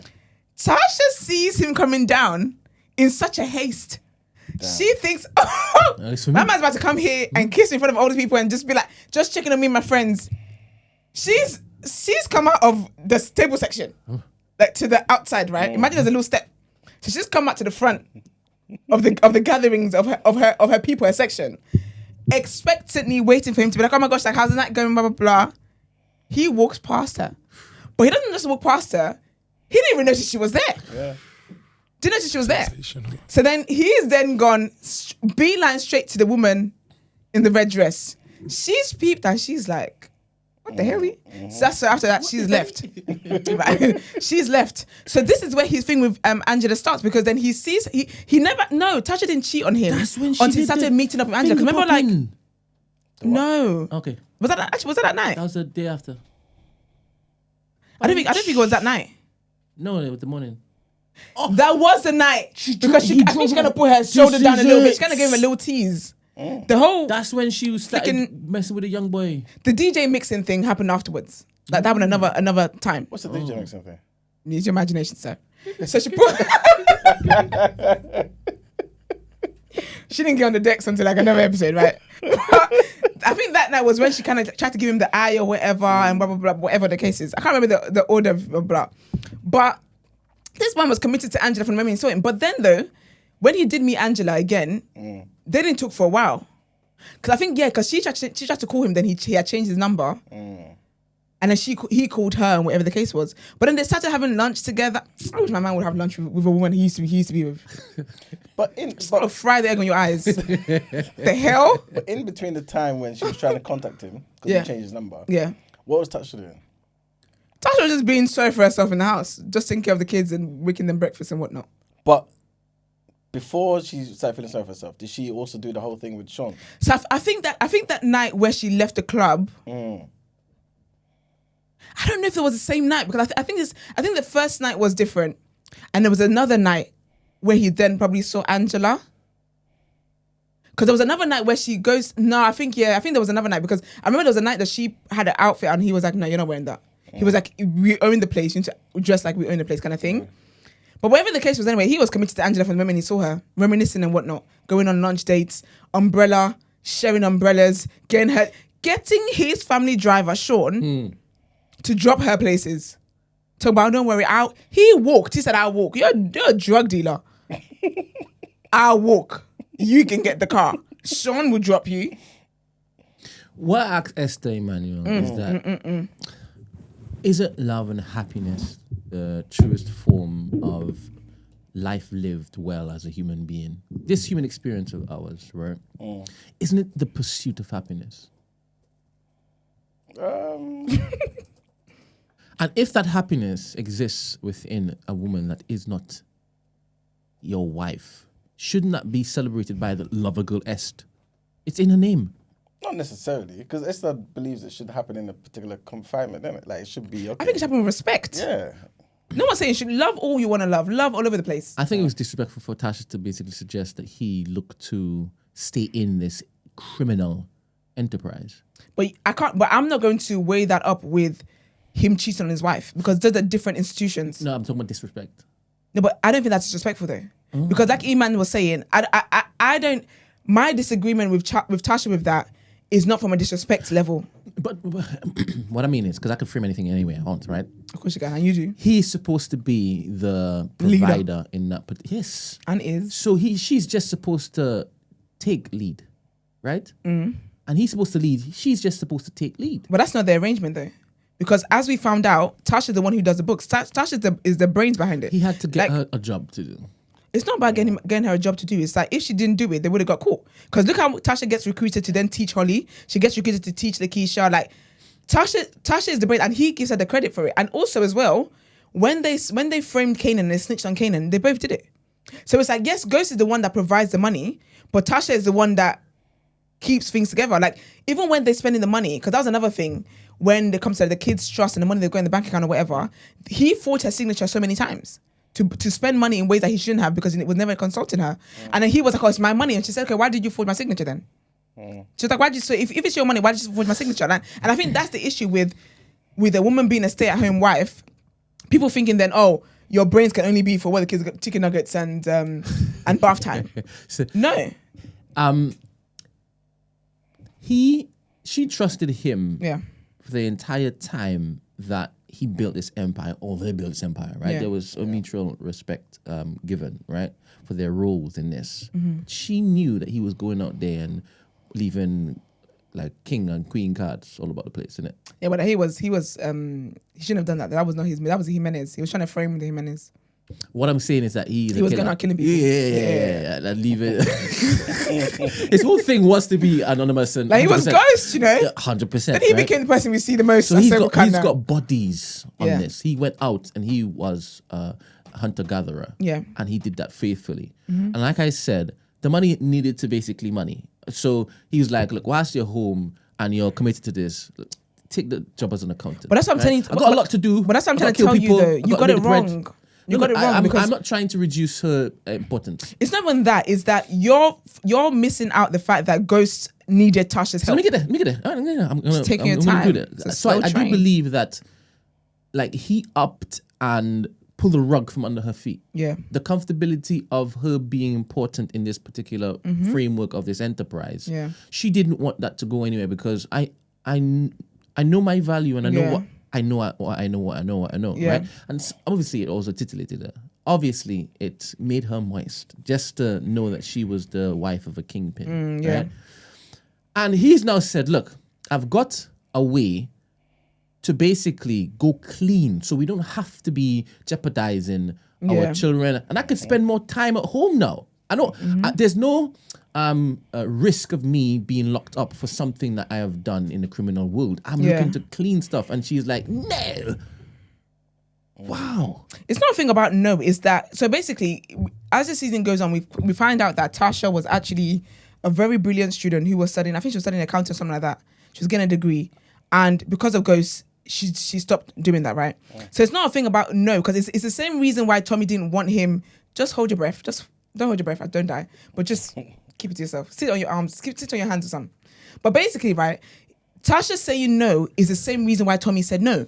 Because we're business partners. Mm-hmm. So you now want to be legit because for whatever reason you're scared or whatever the reason is, you want it to be legit. You can't now disrupt everything that we've got going on. And also as well, it's not a thing where he sat her down as he should have and said, you know what, Tasha, this is da-da-da-da. He said he was opening the club to clean money. Then you've opened the club now, and then now you're trying to flip the script and say, oh, by the way, I want to go legit. And that was part of the selfishness she was talking about, where it's like you only think about yourself, where you didn't talk to me about it. You essentially lie to people, because that was his biggest thing as well. It's like, he's a liar. It's like, you told us you want to, because even Tommy was like, no, you said you wanted to open a club to clean the money, and that's what we took the money out. That's what we invested for, because Tommy was an investor. Mm-hmm. So fine then, this is what we're going to do. So you can't open the club now. Change it up. But because the reality is that he always knew he wanted to go clean. He always knew he wanted to go legit. And he thought that, and he was basically cunning in the way that he opened the club by lying to his business partners and then wanted to switch up the script on them. And so you don't get to do that. So for me, I don't see how you should want to stay in a life of crime. But also we have to remember that that's what they knew. Because as many times as he wanted to tap out or whatever, he was still very much involved. That's all they knew. Do you get what I mean? She was the only one. They didn't talk about him wanting to, like, yes, he was brilliant in school or whatever, but he was on the streets from very, very early. So was Tommy. Tasha was the only one who was actually on the path to get an education. Obviously, Angela went ahead and did that. Tasha was the only one that was on the path to get an education. So that's all you've ever known. And then I've quit my life and now we're living the life we're living. You've told me this and you've lied to me. Bye-bye. All right. I hear everything you're saying and cool. If Mara wasn't in this room, I believe I may have continued to let you run it, right? But because Emmanuel's here, I want him to feel encouraged that somebody who thinks like him is also here, right? So check this. You said that he had stopped her dream to becoming, what did she want to become? An accountant or something like that. Interesting. So what was she doing in reality? She didn't stop. Real world experience, right? It's not even that though. Do you know how many accountants who are currently just pushing paper, right? Doing nothing other than just ledger work, who would love to be in a position that Tasha was in? What's the position Tasha was in? She didn't want for anything. And she was handling millions of pounds, putting that real accountant work. So you think that someone saying she wanted to get a degree, she'd end up not getting the degree, end up doing whatever she was doing or whatever. Because also Tasha came from the same neighborhood they came in. So they've been doing this together. They snitched on Kanan together. She's been helping out with the business from when they were younger together and whatever else. So you think that, what's your point exactly? Consent is sexy, right? I'm starting here. Consent is sexy. And what it sounds like is that we're taking agency away from Tasha's decisions. I'm not doing that. Who's we? Me. Okay, good. Because I'm mirroring you right now.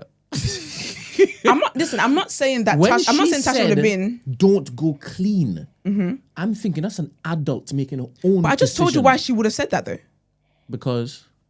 Rewind your brain to what I said. To be honest. You weren't listening. I was listening. You weren't. Go on. I just told you that she said no for the same reason why Tommy said no.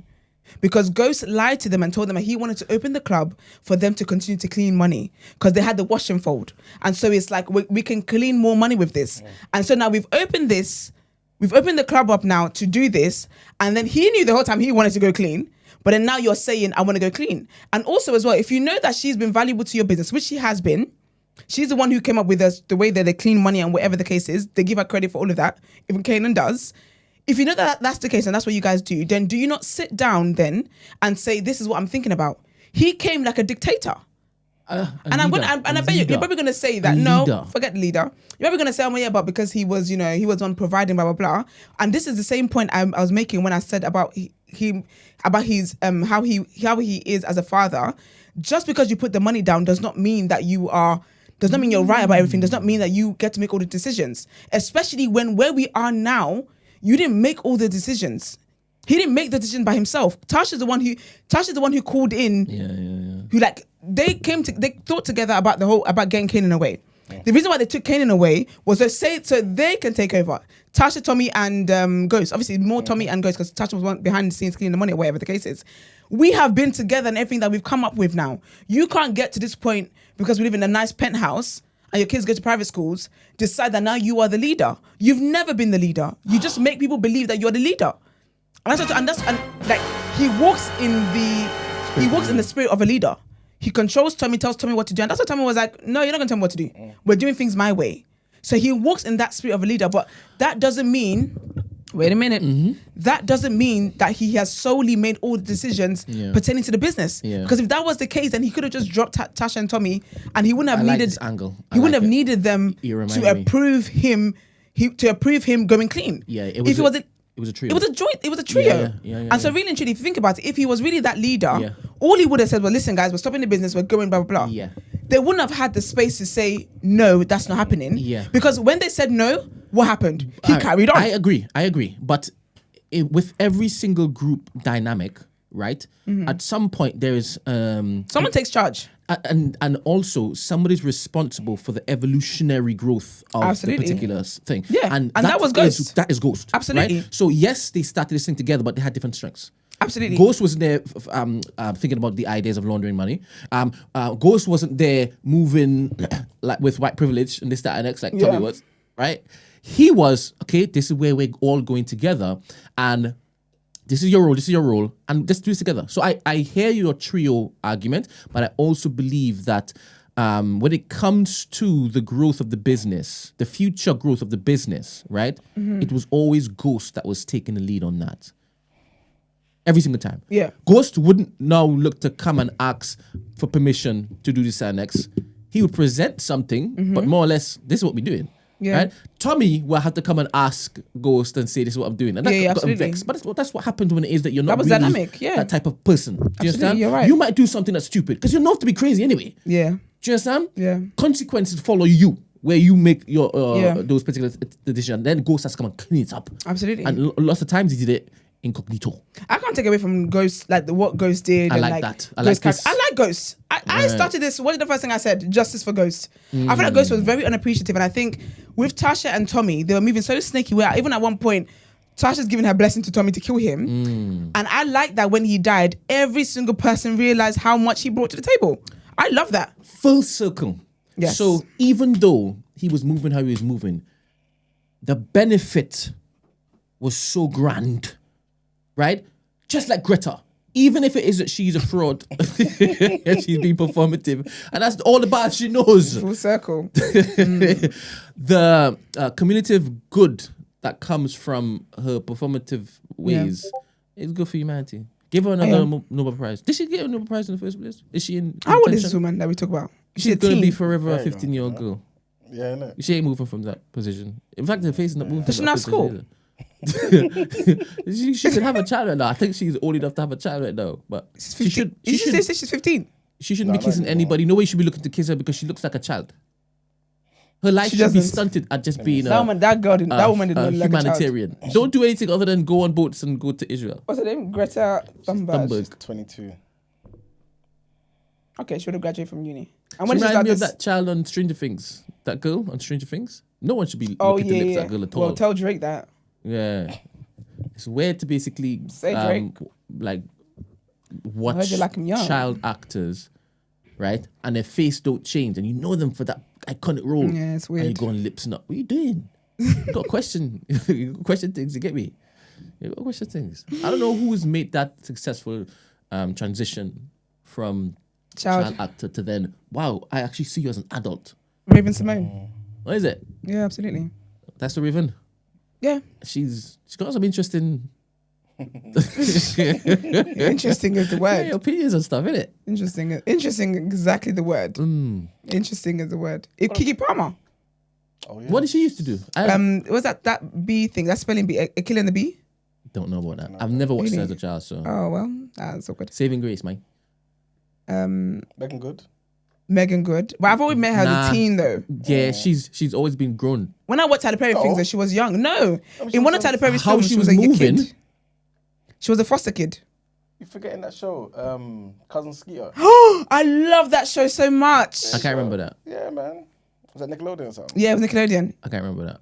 I love that show so much. She was on that, man. Who else is there that's like a child actor that's like grown? What's that new girl? Well, I don't know. Ariana Grande? No, she's in Dune. You know Dune, that film? No. But you know that film? Tia and Tamera. Dune 1 and 2. Yes, with the desert stuff. Yes. She went on a desert thing. She should know about Dune. Then it killed me.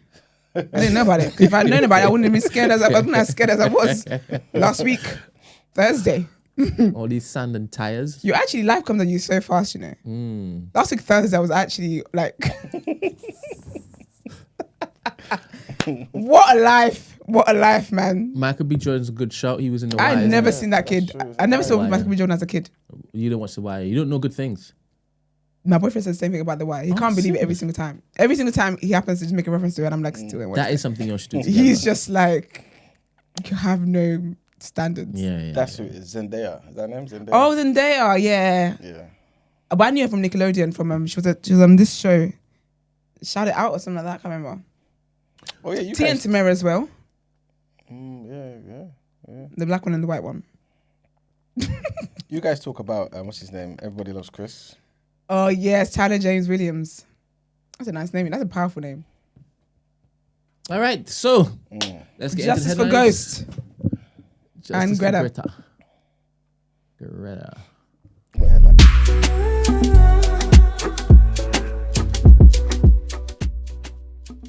Just the first three. All right, Okay. it's done. All right, people. So, California is set to file a lawsuit against Donald Trump's government over his decision to deploy the National Guard. The state's Attorney General, Rob Bonta, has told our U.S. partner NBC News that he will accuse Trump of infringing on Governor Gavin Newsom's authority. In the filing, Bonta will call this an infringement on California's sovereignty. He will also argue that it will take resources away from the National Guard during the critical wildfire season. Bonta is speaking in a news conference now, so yeah, Bonta, big up Bonta. Iran has said that it will soon start releasing information from a hoard of Israeli nuclear secrets it claims to have obtained as European countries push for a vote this week on reimposing UN sanctions on Tehran over its nuclear program. The unverified claims by Iranian intelligence of a massive leak of Israeli secrets may be designed to turn the focus away from what Iran argues is its own excessively monitored civil nuclear program. On Sunday, Iran's intelligence minister, Ismail Khatib, who has claimed that Tehran had obtained a vast collection of strategic and sensitive Israeli documents, including plans and data on the nuclear facilities. He added evidence would be released shortly and implied some of the documentation was linked to Israel's arrest of two Israeli nationals, Roy Mizrahi and Almog Atias, over alleged spying for Iran. And the last headline, trigger warning on this one, people. 6 babies with unvaccinated mothers have been born with congenital measles in the Canadian province of Ontario since the start of the largest outbreak of the disease in the Western Hemisphere late last year. Ontario's Chief Medical Office of Health, Kieran Moore, said that the infants who were infected with measles in the womb had all recovered. He said the infections could have been prevented through routine vaccination. Congenital measles, which refers to cases in which a child is born already infected with the highly contagious disease, can produce inflammation of the brain and in some cases cause death. Canada achieved elimination status for measles in 1998, meaning that the virus is no longer circulating regularly, but the scale of the outbreak in Ontario could overturn that achievement.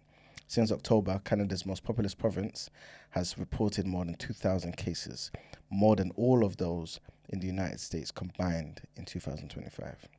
And that's it for deadlines. Time to pay them bills. All right, let's get into what I wrote.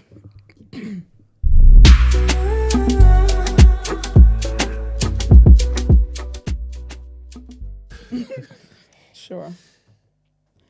All right, what am I talking about today? Let's make it quick. Oh, with all the stuff that's going on in the US with immigrations and ICE and all that stuff. So, Kaby Lame, who is the guy who does this, he was detained, man. They got his ass. Was it ICE actually? I put the wrong thing. I should say US immigration agents. My bad. But basically he was detained, but it's nothing like, I think because of everything that's been going on, it's like, oh my gosh, not him too, but man's Italian, man. And basically he just overstayed his visa.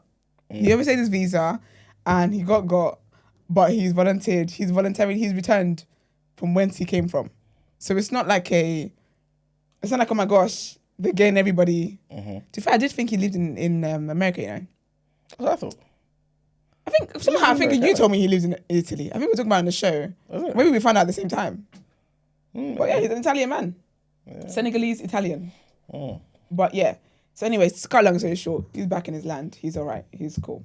He's made his money, man. As he does.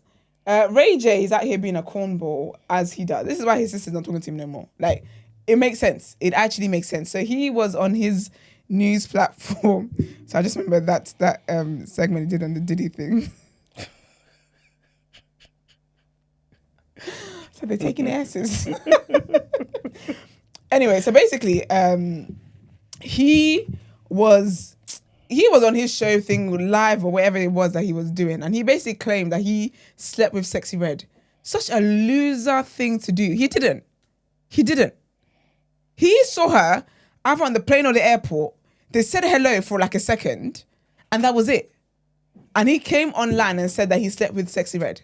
She's obviously then... Sorry, go on. Who lies about these? He's such a loser.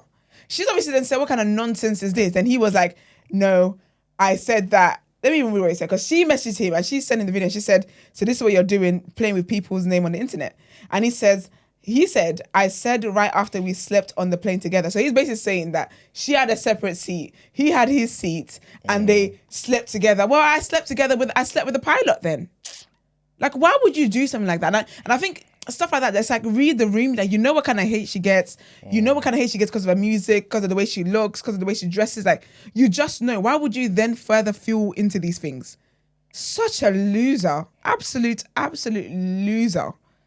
Anyway, he said, he'll make it clear right now on his main page, and he's sorry if she's mad at him. He'll make it right. She was like, that's not cool. Then he says he apologizes, and he apologizes on camera too. You're such a loser. That's what you are. And then just people called him out too. It's just a loser. That's what he is. There's nothing more to it than you're just a loser. Ugh. I sound corny men like that. Speaking of corny stuff, Britt Edie, she's basically a new castmate from Real Houses of Atlanta. I haven't been on the Discord to chat about it. I've been on annual leave. I don't know what's going on with Diddy. I don't know what's going on with Portia and them. I don't know. When I clock out, I'm clocked out. As it should be. Like, I'm clocked. I might even catch up today, actually, while I'm working. I think I'll catch up today. I'm clocked out. But anyway, so one of the women on there, so basically, Kenya got fired this year. Kenya Moore. From the show? From the show. Oh, Let me tell you why she got fired. Personally, I think she deserves to be fired. Because I just think that have some class, have some sense. You're an OG. I like when people who are OGs or something carry themselves as such. Do you get what I mean? So this is what Kenya did. So there's a new girl on there called Britt Edie. She talks as if there's something stuck in her throat. Let's call it a spade. I hate the way she talks. She gets my nerves. And I don't think she definitely will come back next season. I think she's been fired. She's suing Bravo now for $20 million. So she's definitely not come back next season. So anyway, she and Kenya did not get on really well. She kind of came on like, so basically there's this thing of like new girls coming on, but they've watched the show before.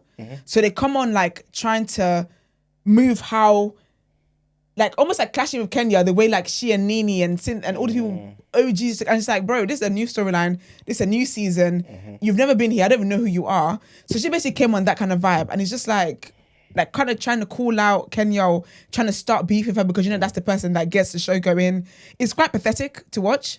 So she came on that vibe, but she and Kenya were not getting on, whatever. Kenya opens this hair salon because you know she's very big about her hair is very long and whatnot. Cool, great.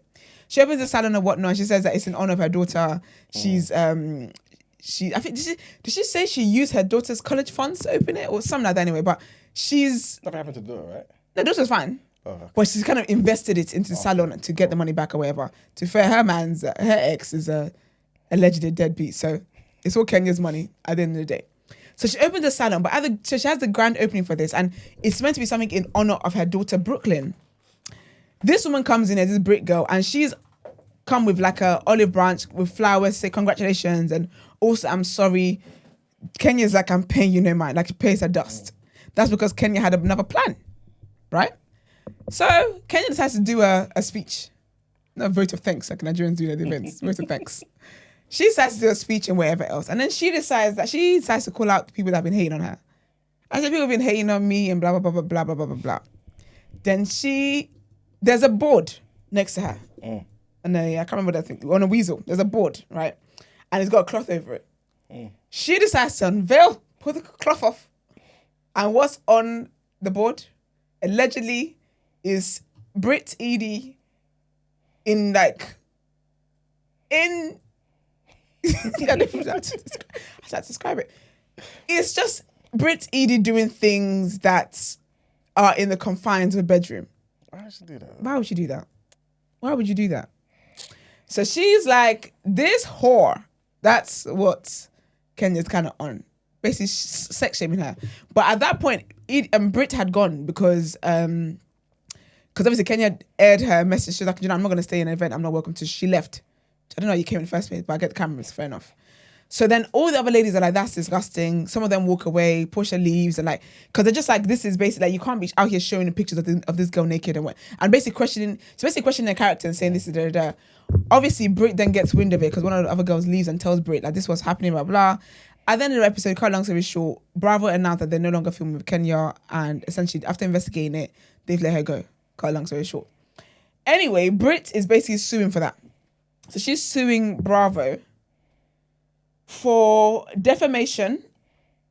She's accusing the network of defamation, intentional infliction of emotional distress, sexual harassment, and fostering a hostile work environment. Personally, I wouldn't think the lawsuit was necessary because they fired the person who did it. Do you know what I mean? So why would you be suing them? But then also, apparently, I haven't caught up yet, but I'm seeing stuff that recently Brit said it wasn't even her on the pictures because she wasn't in there. People told her what had happened, right? And obviously, when they showed the episode, they blurred it out. Personally, I didn't understand why they would. If you're saying that what Kenya did was so despicable, why would you go ahead and show that episode? That's probably why she's doing them. Yeah, so fair. Didn't protect me. Because that's my thing. But then also, the reason why Kenya did that, one of the reasons, I think one of the things that really fueled her was because Brit actually threatened her with a gun. Oh, was it? They were at an event and there was no need for her to make an argument with Kenya, but she did. And she basically was like, I've got my piece on me. People want to act, whatever. It was that, basically. Cool. So anyways, so that's what happened. But I'm hearing that Brit apparently said that wasn't her in the picture. Like she's come to see the picture and she did actually post on Instagram. Did I keep that? She posted on Instagram the other day saying that she didn't have access to the pictures or anything like that, but she's recently seen them and it's not her. So what are you suing for? What are you suing for? Wasting everyone's time. What are you suing for? Anyway, it'll be interesting to see if she wins. She sued for $20 million. Personally, I don't think that... I think she just needs the money. And I think there's nothing wrong with just saying you need the money. Because this is just like you're not coming back next season because you weren't interesting. And then you just want to make some quick bucks because obviously you like to just go by it. I don't like Brit anyway. And I think I was definitely against, as much as I don't like her, I think what Kenya did was absolutely disgusting. And I think as a woman, you should never be sex shaming another woman. Talk less of actually showing like their videos and stuff. Like that's just horrible and disgusting. So I believe that Kenya got what she deserved. Kenya was very big with previous seasons of making sure people get suspended when they do something to her. So it was nice that she also got the boot, to be honest. So there was that. That's what's happening. But still on Real Housewives. Nene recently had an interview with T.S. Madison. And she's, there's clips from it that's gone viral. Basically, oh, it really makes me tired. And apparently Nene's come back next season. I hope she is. But anyway, basically she interviewed T.S. Madison. And T.S. Madison is a trans woman, right? And so, but they're cool. They've had little hiccups here and there before in the past and whatnot. But basically, they were talking about men who date trans women. And Nene said, and Nene just talks. You know, someone just talks anyhow. She talks anyhow. That's really what it is. Nene then says, if a guy dates, like, what is a guy who dates a trans woman? A trans woman. If you're saying it straight, like, he's something, is what she basically said. She's like, yeah, but he's something. And then she's just like, no, he's not. She's like, no, he's got to be something. She doesn't understand. She basically couldn't understand how a man can say that he's straight, but he will date Nene, who's a biological woman, but then would also date a trans woman, right? She could understand that. And so she and T.S. Madison, it wasn't a back and forth. It was like T.S. Madison trying to explain to her, but she's not understanding it. So she's kind of cutting T.S. Madison off while she's trying to explain. And then she's like, yeah, but is he bi then? And then T.S. Madison's like, he could be bi, he could be pan. What is a pansexual person? I think it's somebody who just can fall in love with anybody. Let me just double check. I found it. You want me to say it? Go on. So pansexuality is defined as an attraction to people of any gender or to people regardless of their gender. So the pan comes for all. It comes from a Greek prefix of all. Pansexuality isn't a more evolved or politically correct form of bisexuality. It isn't more or less trans, non-binary, inclusive. It's just a word to cover people that love everybody. Okay. So then, so T.S. Madison says that basically the guy could be pan or bi, basically. But she's like, yeah, but... Cut long story short, man. What's her name? Nini couldn't understand... Cut long story short. I just can't. Couldn't understand how a man could say he's straight, but then be attracted to her and then to T.S. Madison. And then she was like... And I thought, do you know what it is? The transphobia and whatever else that she's been labelled as now aside, I just think it's a rude thing to say to somebody. Because she basically says like, yeah, but if he likes you, I don't want him to like me. Or like, if he likes you, I wouldn't, like, if he's being with you, I don't want him to, like, it's not a nice thing to say. I mean, it's not a nice thing for a guy to say to another guy, like, oh, if you've been with that girl, if she's been with you, then boy, I don't want to be with her. Like, because essentially you're questioning you're questioning person's standards, and you're basically saying that you don't think that person is as good as you are. And essentially they kind of like, just in terms of these kind of conversations, they're lowering their value. Like being with you lowers the value for them to be with you. Or being with them lowers the value for them to be with you. And I just think, Nini, ma'am, with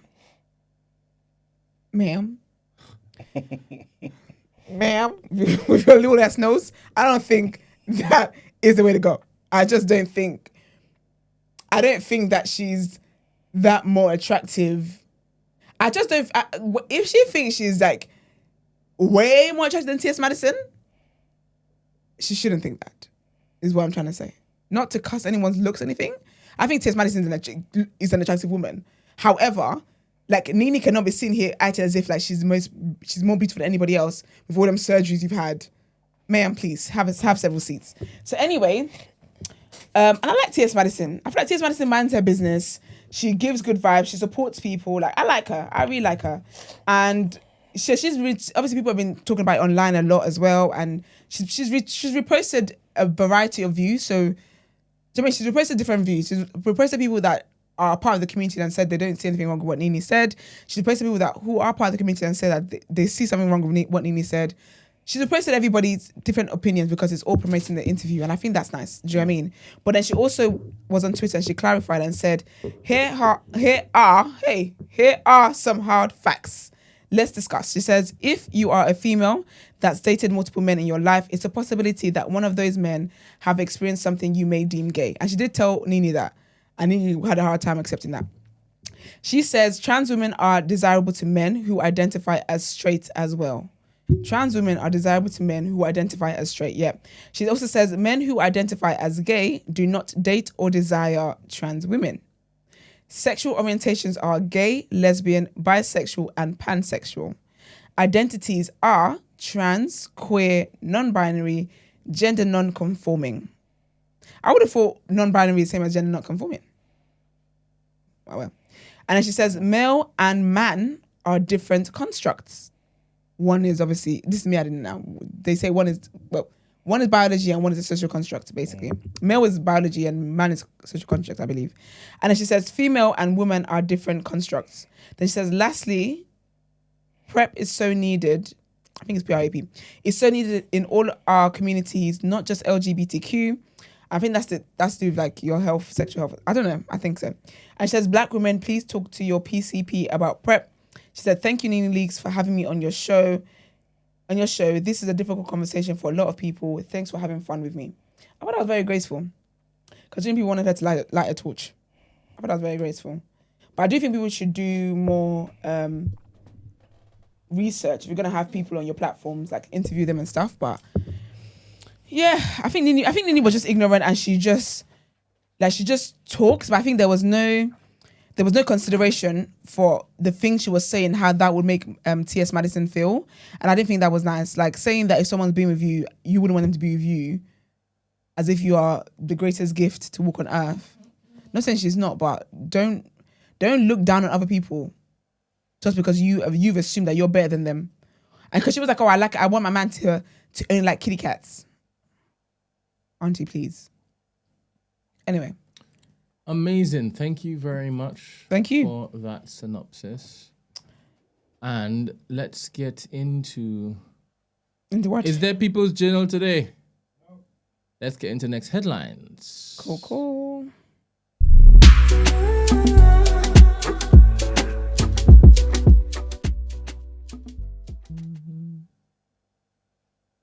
Anyway.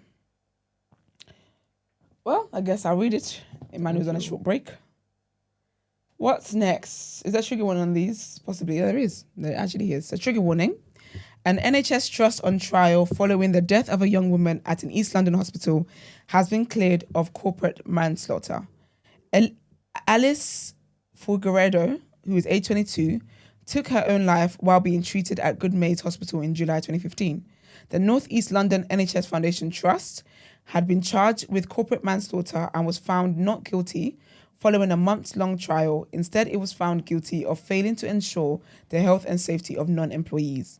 A not guilty verdict was also returned for hospital ward manager Benjamin Aninakwa, who was charged with gross negligence manslaughter. Aninakwa also denied a charge of failing to take reasonable care for the health and safety of patients on the ward. He was found guilty. Oh, that's awkward. The decisions were made after the joint longest jury deliberation in English legal history. Next headline. Top US and Chinese officials are meeting in London on Monday in the hope... As in next week, Monday? Are meeting in London on Monday in the hope of making further progress in easing the trade war between the world's two largest economies. The eyes of global financial market investors are firmly on the outcomes of the discussions, given the damage already inflicted by the spat and wider US-led trade war. The US delegation is led by Treasury Secretary Scott Bessent, while China's Vice Premier He Lifeng, a respected negotiator at the top of the Chinese government, will represent his country. A phone conversation between Donald Trump and his Chinese counterpart Xi Jinping last week set the scene for Monday's negotiations. Mr. Trump later said that Xi had agreed to resume shipments to the US of rare earth minerals and magnets. They had been suspended by Beijing in response to Mr. Trump's tariffs and were seen as an effective tool in getting the US to talk due to the havoc it inflicted on supply chains central to many American manufacturers, the very sector the US president is trying to bolster through his America First agenda. I thought I want to say something, Brent. Last one, trigger warning on this as well. An inquest into the death of a 16-year-old girl who was groomed before being charged with terrorism offences has found there were missed opportunities to help her by the authorities. Chief Coroner Alexia Duran concluded there were chances for the police and Derbyshire County Council to refer Rhiannon Rudd earlier for consideration as a potential victim of modern slavery. Rhiannon became the youngest girl charged with terrorism offences in the UK and was investigated by MI5 after she downloaded a bomb-making manual, but the charges were dropped in 2021 after the Home Office concluded she was a victim of exploitation. She took her own life at a children's home in May 2022. At the conclusion of her inquest at Chesterfield Coroner's Court on Monday, Ms. Duran said there was arguably a systems failure by counter-terror police and the county council, which meant they failed to refer the teenager to the government earlier. However, the inquest found no organisation was to blame for her death, and Ms. Duran found it was necessary and appropriate to investigate and prosecute the teenager for terrorism offences. That's all our headlines for today. It's time to pay the bills. Do you know how scary it is to be charged with such a serious crime at the age of 15? Mad. I'd be so scared. I feel for her because it looks like she was obviously innocent, man. Yeah, she's groomed. You know what I mean? For her to go and do that. There's a lot. What side of the internet people on there? There's a lot of that. That's what happens to Mama Begum, no? I'm sure there's a lot that we haven't come to realise. With that one, I don't really have sympathy. Really? Yeah, 100%. Was she young as well, though? Yeah. But they have sympathy. This one Was also young. Yeah, but this one obviously felt some type of way for her to go as far as she did to, you know what I mean, committing suicide and all that sort So of you think Shemama? Well, in Shemama, where's Shemama now even? Is it stuff. like She's got kids and she's somewhere. she's not in London? No. And she's not in Syria. She's not allowed back there. Nope. She's roaming the streets. Yeah, it's in some next country, I guess. Wait, she's back in the UK? She definitely. I think she's. I thought she wasn't allowed. Yeah, that's what happens, man. You can't go around anyway. That's crazy, That's man. just life, man. Oh, well. Anyway. Okay. Well, are we doing reaction? Yeah, I'll just do a quick reaction.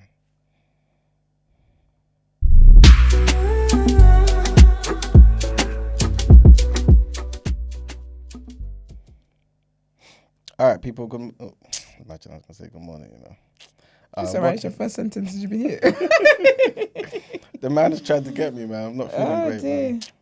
But yes, guys, there's some fixtures and stuff in case you people are interested in watching some football. There's a lot of football, in fact. There's some World Cup European qualifying games. Finland's taking on Poland. Netherlands taking on Malta. San Marino's taking on Austria. Romania versus Cyprus. Latvia versus Albania. And Serbia versus Andorra. And some other international games, like literally games are all over the world, man. Kenya's playing Chad.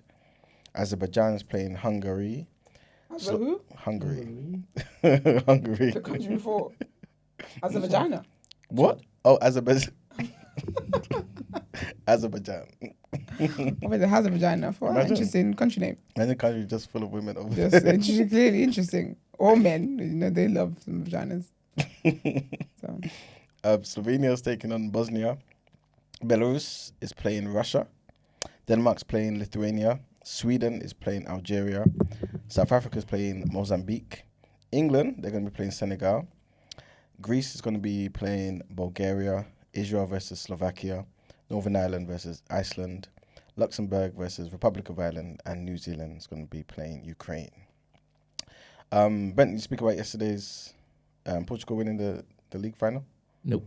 Okay, well, Portugal beat Spain 5-3 on penalties, man. After a thrilling 2-2 draw in the UEFA Nations League final, Mendes and Cristiano Ronaldo scored for Portugal. Zubimendi and Oyarzabal scored for Spain, making it 2-2. And Diogo Costa's penalty save from Morata proved to be the decisive moment for Portugal, man. So they won 5-3 on penalties. Also wanted to mention, on the weekend, Fabio Wardley, man, he won against Justice Hooney. The other day, last week, obviously, I mentioned that I believe Wardley was going to win. And I was right. However, if you'd watched the fight, you'd see how wrong I was, basically. You know what I mean? Like, Hooney dominated that fight from beginning to end. I think Wardley probably, if you want to be nice, won one round, maybe the first or the second round. That's it. Everything after that was a total masterclass. Justice Hooney showed the reason why having an amateur boxing background makes a difference when you become a pro. And he totally outsmarted Wardley. He literally was like, if he was a bigger puncher, Woodley would have been out of there. I'm pretty sure there are people who are probably thinking, you know what, Woodley's corner, Ben Davidson, should have just thrown the towel in just to save him. You know what I mean? Because he was just getting beaten, like just taking punches galore for like a good 10 rounds. Then out of nowhere, Hooney just dropped the ball, man. Got a bit lax with his skill set, man. And then he just took a powerful right hand from Wardley, and he was down. However, what I will say is, I personally think they wanted to find a way to give it to Wardley, because there's no way that count was 10. Don't get me wrong, he counted to 10. And in boxing, there's no rule that says that the referee has to count 10 seconds. It's just a count of 10. So it can be shorter, it can be longer. But that was intentional to basically give Woodley the win. There's no one that can convince me otherwise. Hooney was up. Well, he was on like one knee at about 9. He would have come to his feet at 10, definitely. We saw what happened with in that fight with Wilder and Fury. Fury just about made it to his feet at 10. Ref gave him bare time to recover. Don't get me wrong, it's definitely at the referee's discretion, but the referee didn't want that fight to continue at all. And what's funny is when the fight was actually happening, half of the count, they switched the camera to Frank Warren and Eddie Hearn and all that lot in the crowd. Normally, you would watch the referee do the whole count in the ring. For some reason, they've switched the camera. Now, that just might be a lapse in the director's, concentration or whatever, thinking it was more beneficial to pan the camera to somewhere else. But the camera comes right back into the ring and the fight's over. It was ridiculous. And when you see it from another angle, to me, definitely they counted way too quick. They didn't give Hooney a chance to really, get on his feet and ask him the question, are you ready to continue? And yeah, man, don't get me wrong. I think Wardley, to be fair, seeing Hooney kind of dazed and whatnot, probably would have gone in and finished it. But you have to give him the chance. He's dominated that entire fight for 10 rounds. And yeah, it's not nice seeing those sort of things, man. Just shows you about the politics of boxing. But anyway, I think a lot of people really big up Hooney because of that. And he probably gets some good fights after this, man, and make a lot of money for himself and his family. So big up him, and also big up Wally for, at least still believing in himself, because it takes some belief to even throw that powerful right hand that he did in the 10th round. You know what I mean? And not totally give up. And the last thing I wanted to mention is Keyshawn Davis. I also said on the weekend, Keyshawn Davis, my guy, was going to do amazing. He's going to win his fight against Dos Santos. The fight didn't even happen. Why? Because Keyshawn Davis totally blew it, man. Totally blew it. He came in 4 pounds overweight, right? He's probably still expecting Dos Santos to just be like, okay, yeah, that's fine. Let's still fight. And maybe just, get a fine or whatever. Dos Santos rightfully said, no, I'm not fighting. Nope, this is ridiculous. 4 pounds over. So the fight got cancelled. And on top of that, I believe they had to pay Dos Santos some money as well, which is obviously not going to be something Bob Arum's going to be happy about. He's the leader or the head of Top Rank. But on top of that, what made it even worse is Keyshawn Davis, a lot of the time when he fights, his other brother or his other 2 brothers fight on the same card as well. So his other brothers fought on the card and got beaten by a guy called Nahir Albright. Big up Nahir Albright. Good boxer. He actually fought Keyshawn maybe about 2 years ago, and Keyshawn beat him. It was probably Keyshawn Davis's toughest fight, but Keyshawn beat him.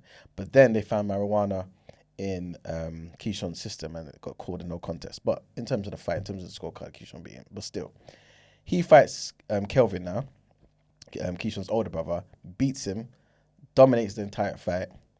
He's buying his business. He's in the changing rooms.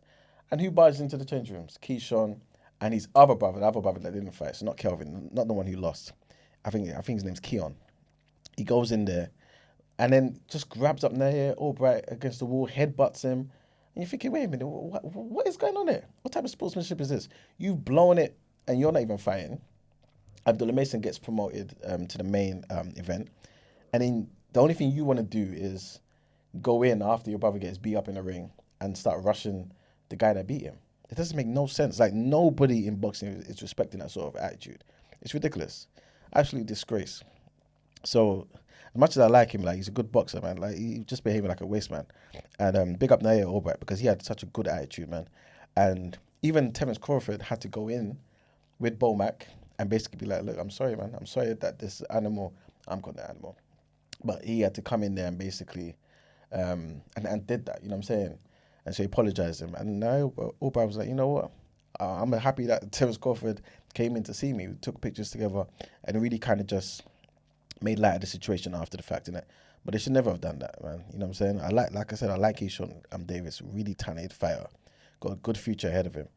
But it might even be messed up because of what he just did there, to be honest with you. He will never fight at 135. Couldn't even make weight. Lost his belt as well because on the scale, fight didn't even take place. And the only fight you want to force a fight and go into the changing room and start rushing people for what? Absolute disgrace, man. So it just made the stock of the brothers just go down.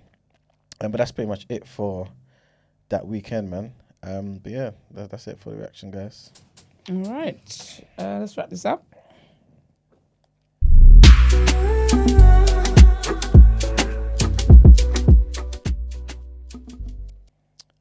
All right, people. It's been a good show, I'm pretty sure. We spoke about the winter fuel payments being restored. Labour Party just keeps going back and forth about this, man. They're not serious, but long story short, it looks like Rachel Reeves has come out and said that the government has reversed the cuts to the winter fuel payments because the UK economy is now in a better position. Nothing changed. Chief says NATO needs a quantum leap in defence. Also spoke about more than 1,000 doctors urging MPs to vote against assisted dying bill.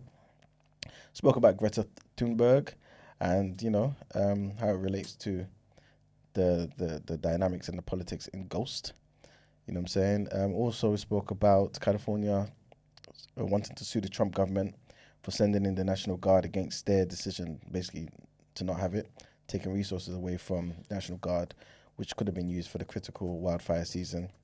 Spoke about Iran saying that they're going to release Israel's nuclear secrets, and 6 babies that are unvaccinated and with unvaccinated mothers born with measles in Canada, man. There's a lot of things going on in Canada. So when you go into Canada, people, if you know anyone in Canada, be careful, man. Also spoke about the NHS Trust and ward manager who's found not guilty of manslaughter after a woman took her own life in the hospital, And US and China, they're talking in London. They're aiming for a widespread truce. And sad news, man. We spoke about the chances that were missed to help a groomed terrorism suspect, better her life and stuff, man. Instead, chances were squandered and she committed suicide. And there's a bunch of different games that's on today, so if you're interested, tune in, man. But yeah, hopefully we'll be here tomorrow. God willing. Yeah, man. All right, y'all. Follow the pages, the day after TMB, Instagram, Twitter, TikTok, Discord. Like the videos, please. Subscribe to the channel. Pull people onto the show. And we'll see you tomorrow. Peace. Bye.